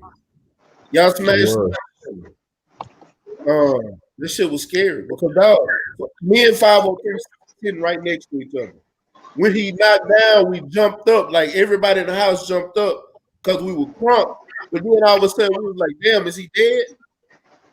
Like that was immediate emotion. Like we crunk, he got knocked down, but like, damn, is he dead? He died. Like we went from crunk turned up, happy, joyful to concerned like a motherfucker.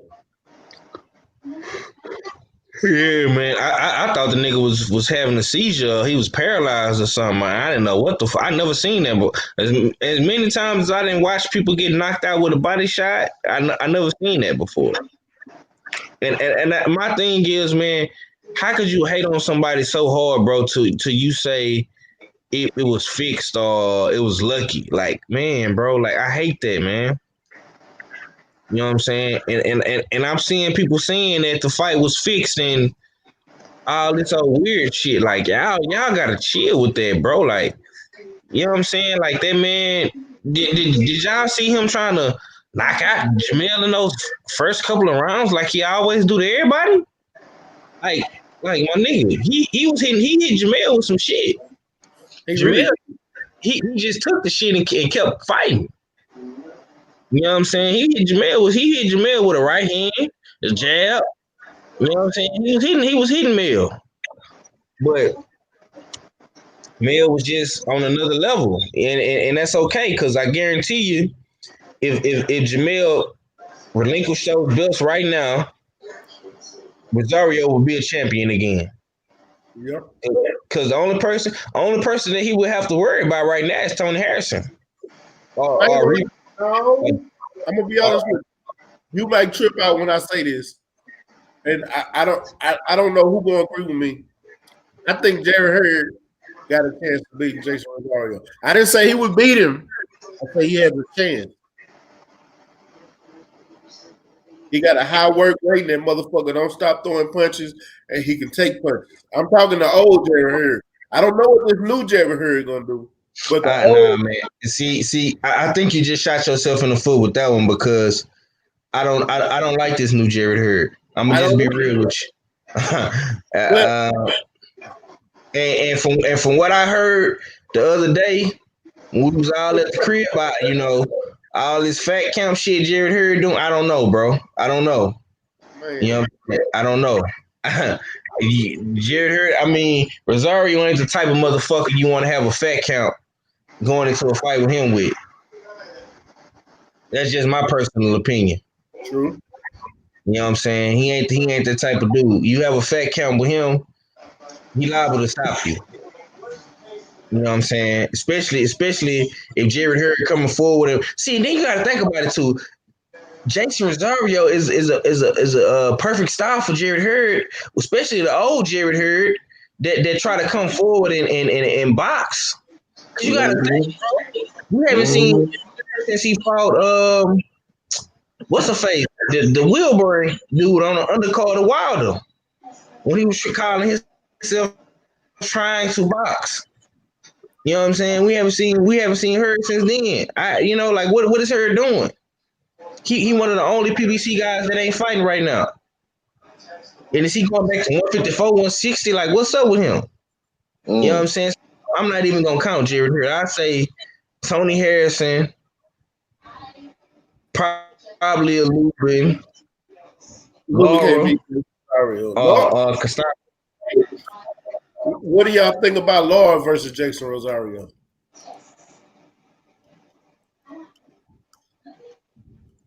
Man, I like that fight. I don't like that fight. I'm sorry, I don't like no fight with Laura. Don't nobody like no fight with Laura. Like, I'm just being honest with you. Y'all know that. You know how motherfucker gonna end up. You know what I'm saying? And Laura's he's not an exciting fighter, but he gets the job done. I think Rosario gets him out of there. I don't see Laura get knocked out. Them legs are gonna betray him. Huh? Them legs are gonna betray him with this big old 6'1" banana, bro, coming at him constantly. And he just doesn't have the punching power like, say, Charlo to get him off him. Yep. Yeah. It's a 50-50 fight. To me, it all depends if Laura could stay on his bicycle for 12 rounds and stick and move. If he can't do that, especially in those early rounds, and he try to trade or he try to counter punch Rosario and end up get hit with something, that might dictate the fight. Cause you seen what Jarrett Hurd did to him in those later rounds. You know what I'm saying? And that was from constant pressure, constant coming forward, constant banging. So if Rosario, the blueprint is already out on how to beat Laura. So if Rosario does the same thing, see, my biggest thing with Rosario, bro, we already talked about this, is his stamina, his condition. I told y'all that too. That's why he didn't. That's why I really don't think he recovered from that knockdown. Nah, he didn't. He said it in the article on Boxing Scene. He said, I never recovered from the knockdown in the 6. He said it. I told y'all that. I said it. It's on Boxing Scene. Yo, it's on Boxing Scene right now, bro. He said he never recovered. You could tell he never recovered because when we talked about it, you said it. You said, man, look at his legs. Look at his legs. He ain't, you know what I'm saying? He was never the same. I told you, you can just see it. Man, one thing I see when a fighter is not right, I always look at their legs. Their legs are everything. It's gonna tell you everything. He was dragging the shit out that back leg. Yeah. It was almost like he pulled something in his leg the way he was dragging that motherfucker. But I'm telling you, I think Laura would be a rough fight for him. It's still killers out there. I know we don't like Laura, but ain't nobody knocking him out. And you was talking about you think them legs gonna give up. You forgot that motherfucker took 8 straight uppercuts from Jarrett Hurd. Plus ass uppercuts, back to back to back to back to back. Yeah, that's mileage. That's mileage, my nigga. Yeah, Jarrett Hurd took about 50,000 off his odometers. You know what I'm saying? You know what I'm saying? I'm just being real, bro. He really ain't been the same to me since that Jarrett Hurd fight. You know what I'm saying? But like I say, man, it's not like I'm gonna say this, bro. It's really not much for Jermell Charlo to do at 154, man. He can try to become undisputed. He could try to offer Golden Boy a big payday, a couple million or whatever. Give Patrick a couple million, give him his biggest payday. He could try to do that. The J-Rock fight is still out there, maybe. The Lubin mandatory. I mean, and I don't want to sound like a hater, bro, but when you destroy a motherfucker in the first round, like, what's the point of giving them a rematch? Now, me personally, I understand the Tony Harrison fight more than I do the Lubin fight, because on paper, we all feel like he won. You know what I'm saying? Maybe our fella might don't feel like that, but in the first fight, me and you feel like he won, but He destroyed Lubin in the first round, bro.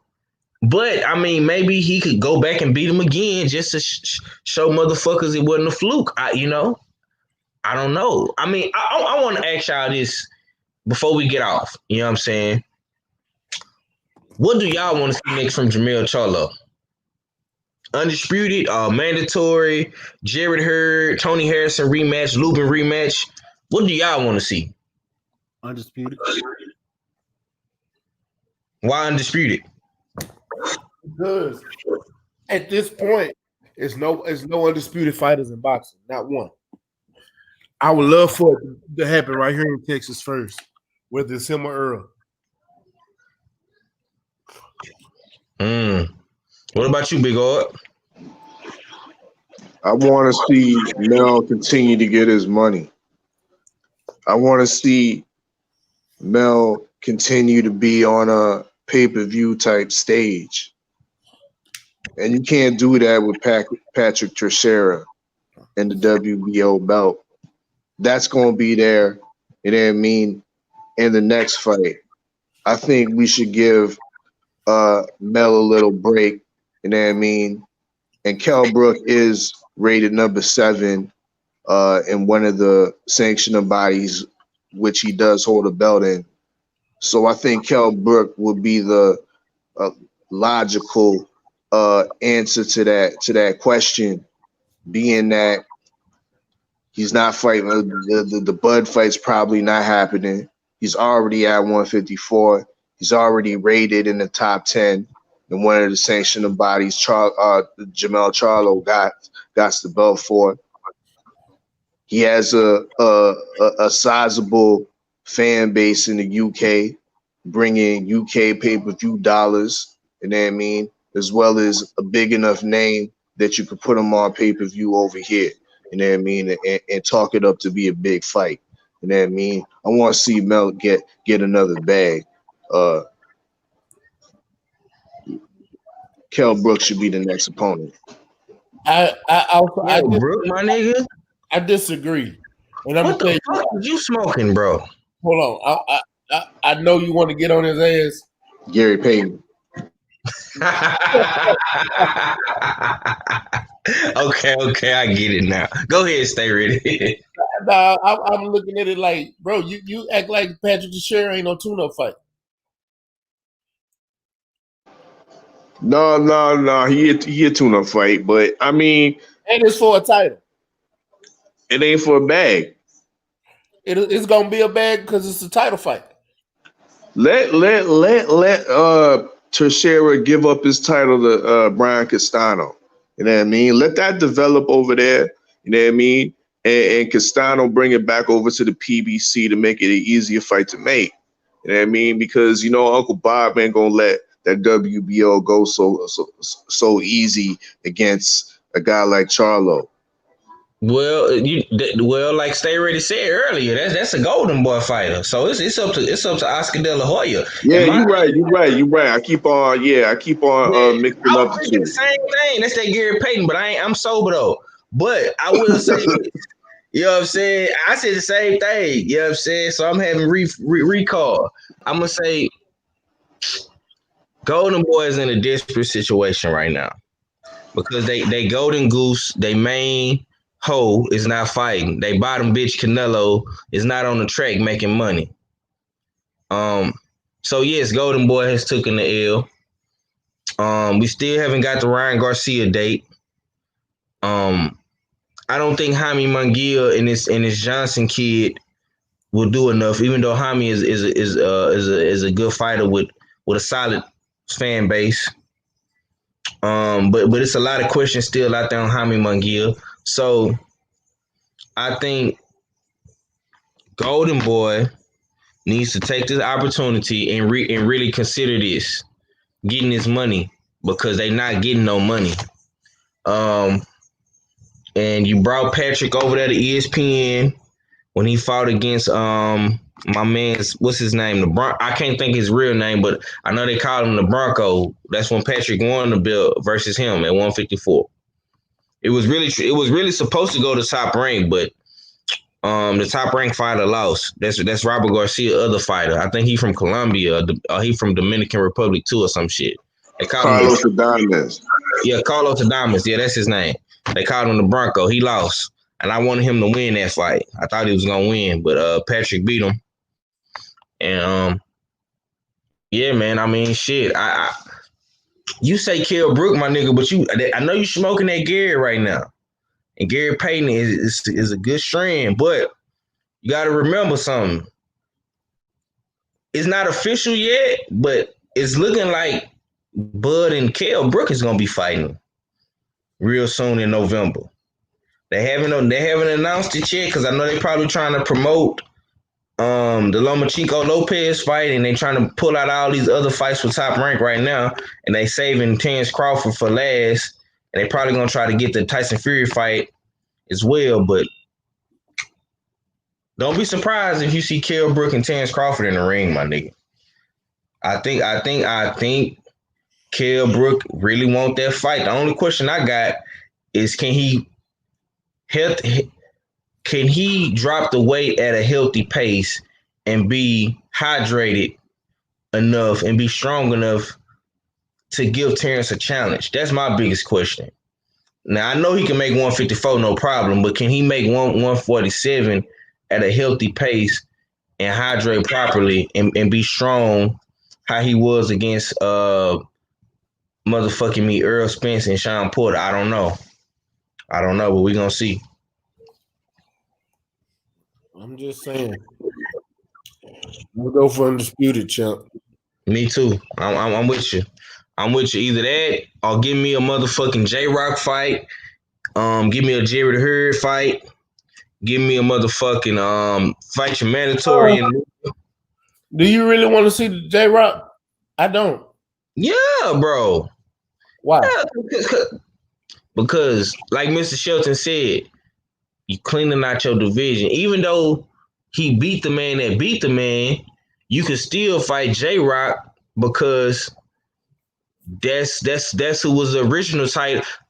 All roads still lead to Jerry Hearn. Nah, bro. Nah. J-Rock don't get shit.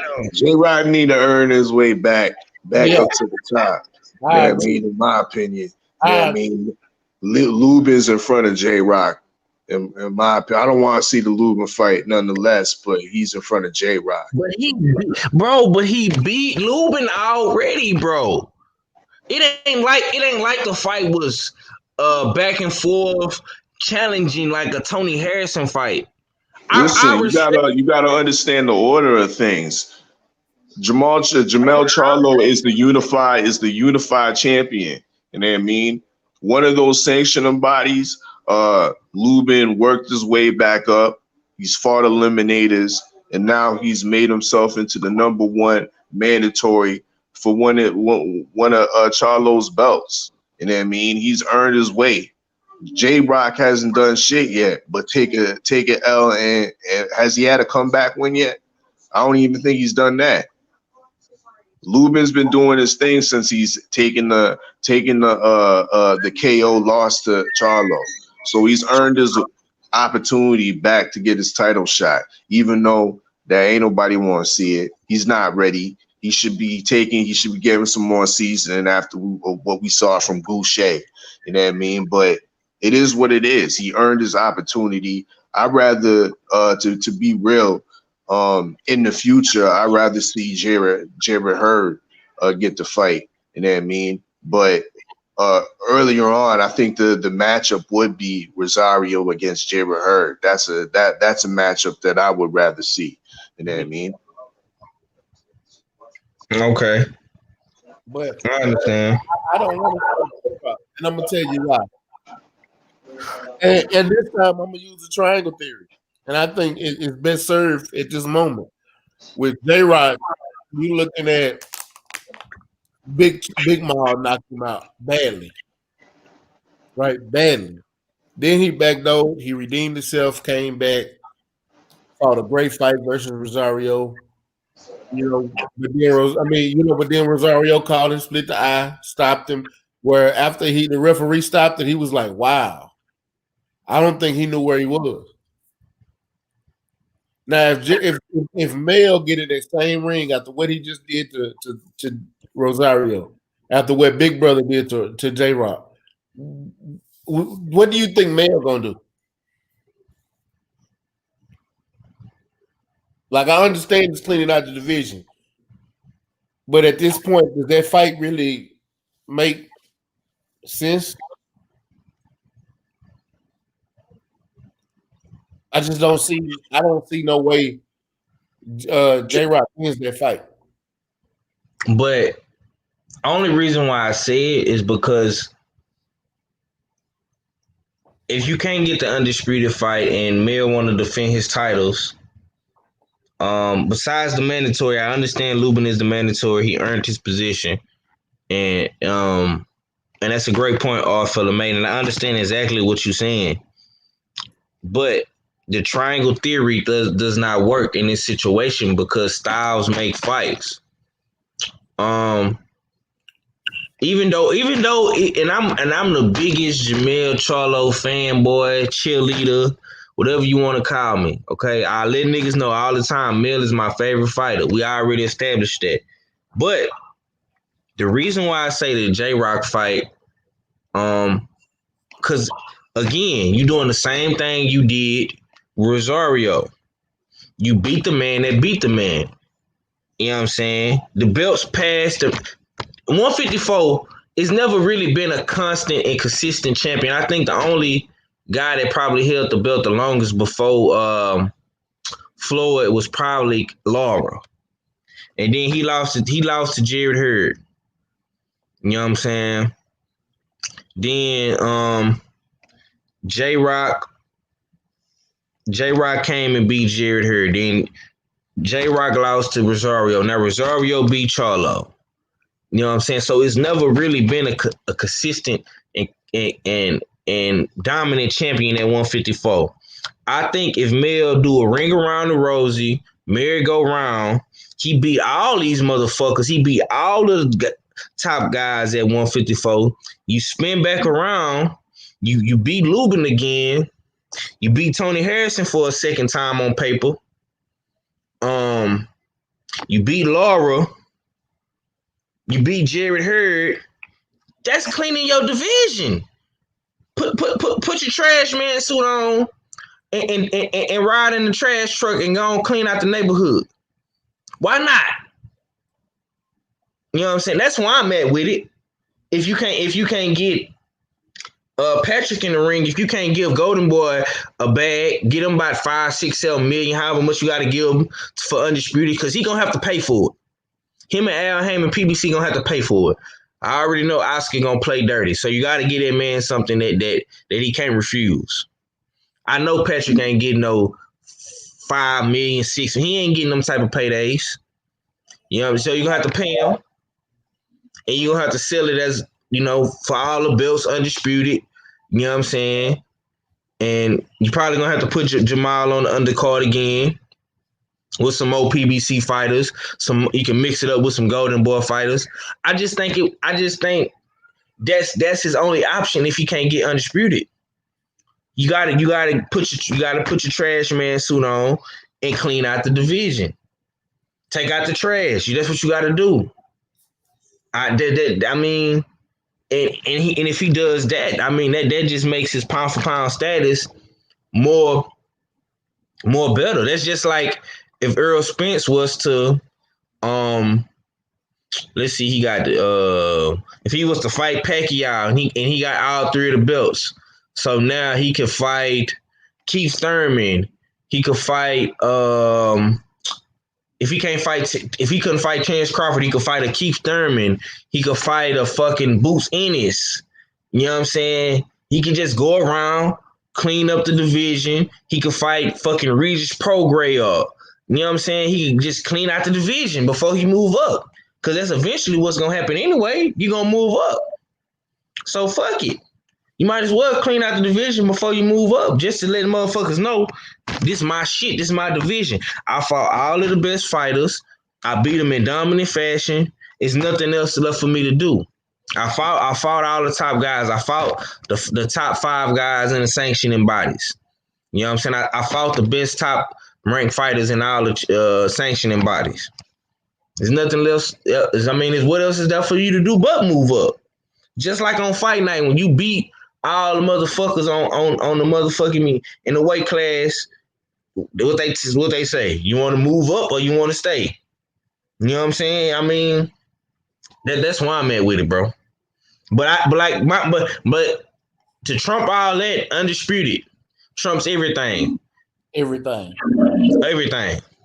But you got to remember who we dealing with. We dealing with Golden Girl Promotions and Oscar De La Hoya. So you got to have a backup plan. You know what I'm saying? You're right. Man, y'all got any more questions before we get up out of here, man? Oh no, I'm good, man. I think we hit it all on the head, bro. I'm good. Unless all you want to say. All right. All right, fella, you got anything else? Nah, this was a good one. All right. This was a good one, man. Man, bet. But yeah, salute to everybody, you know what I mean? Everybody in the chat, everybody on the panel, Act Reacher 45 that was on earlier, 503 Lions, salute, in the dig, and my favorite sparring partner, Stay Ready Boxing TV, in the dig, salute for shooting that link, you know what I mean? War Report is definitely coming soon. Be on the lookout for that. Subscribe to the Odd Fella. It's your favorite, get your most hated Odd Fella. Salute to the whole LDBC. And I'm Gizon. Already. 503, close us out, Chuck. Hey man, much love to everybody came through today, man. This has been another ringside view, man, with the Houston Hard Hitters. Usual suspects, man. My boy Ack, man. Shout out to the Berserker boys, man. The whole LDBC East Coast, New York, man. All my East Coast brothers and sisters holding it down, man.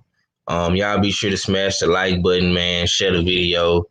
You know what I'm saying? Fuck with the Houston Hard Hitters. Leave a comment down below. Let us know what y'all think about the video, man. If we missed anything, let us know, man. We'll try to make videos to talk about it in the next live stream. I hope y'all was entertained this weekend. And man, this is only the beginning, man. You know what I'm saying? Mel still got more landscape to cover. Miles still got more landscape to cover. Boxing is back. Basketball is coming to an end. So boxing is finna turn back up. You know what I'm saying? We got the football season cracking, college football cracking. You know what I'm saying? But boxing is back, man. We got a whole lot of good fights coming in October. We gave y'all the rundown from Top Rank, man. We're going to be talking about all the fights coming up. We got Tank Davis this month coming up in October. You know what I'm saying? So it's gonna be interesting, man. I can't wait to see Tank Davis versus Leo Santa Cruz. We're gonna be talking about that for the upcoming on the upcoming live streams, man. We're gonna be talking about a new way. We're gonna be talking about Teofimo and motherfucking me Lomachenko. You know what I'm saying? So yeah, man, y'all just stay tuned, man. And Devin Haney finna make his return in November. Earl Spence coming in November too. You know what I'm saying? So y'all be on the lookout, man. It's a bunch of fights that we have not talked about, and we got to talk about them, man. So y'all just stay tuned, man, for another ringside view. And we definitely gonna get some more guests on the show. You know what I'm saying? I know Stay Ready working hard behind the scenes trying to get the next guest. We might have something in store for y'all probably next week. This week, you never know, man. You know what I'm saying? So just stay tuned, hit your notification bells when we go live. You know what I'm saying? I'm gonna be going live. I know I was supposed to go live, man, but I had some unexpected plans come up, you know what I'm saying? And I had to take care of my little business, man. But be on the lookout for the Young Lion, man. Be on the lookout for Smoke City Wednesday, you know what I'm saying? Be on the lookout for the Raw Report, man, from my brother Odd Fella, man. But it's your boy 503 Lion, man. We checking out, man. It's the Young Hard Hitter, man. Peace. Man, appreciate you coming through, man. It's your boy Mac. With the Young Lion, with Odd Fella, with Act Reacher. We had a great show tonight.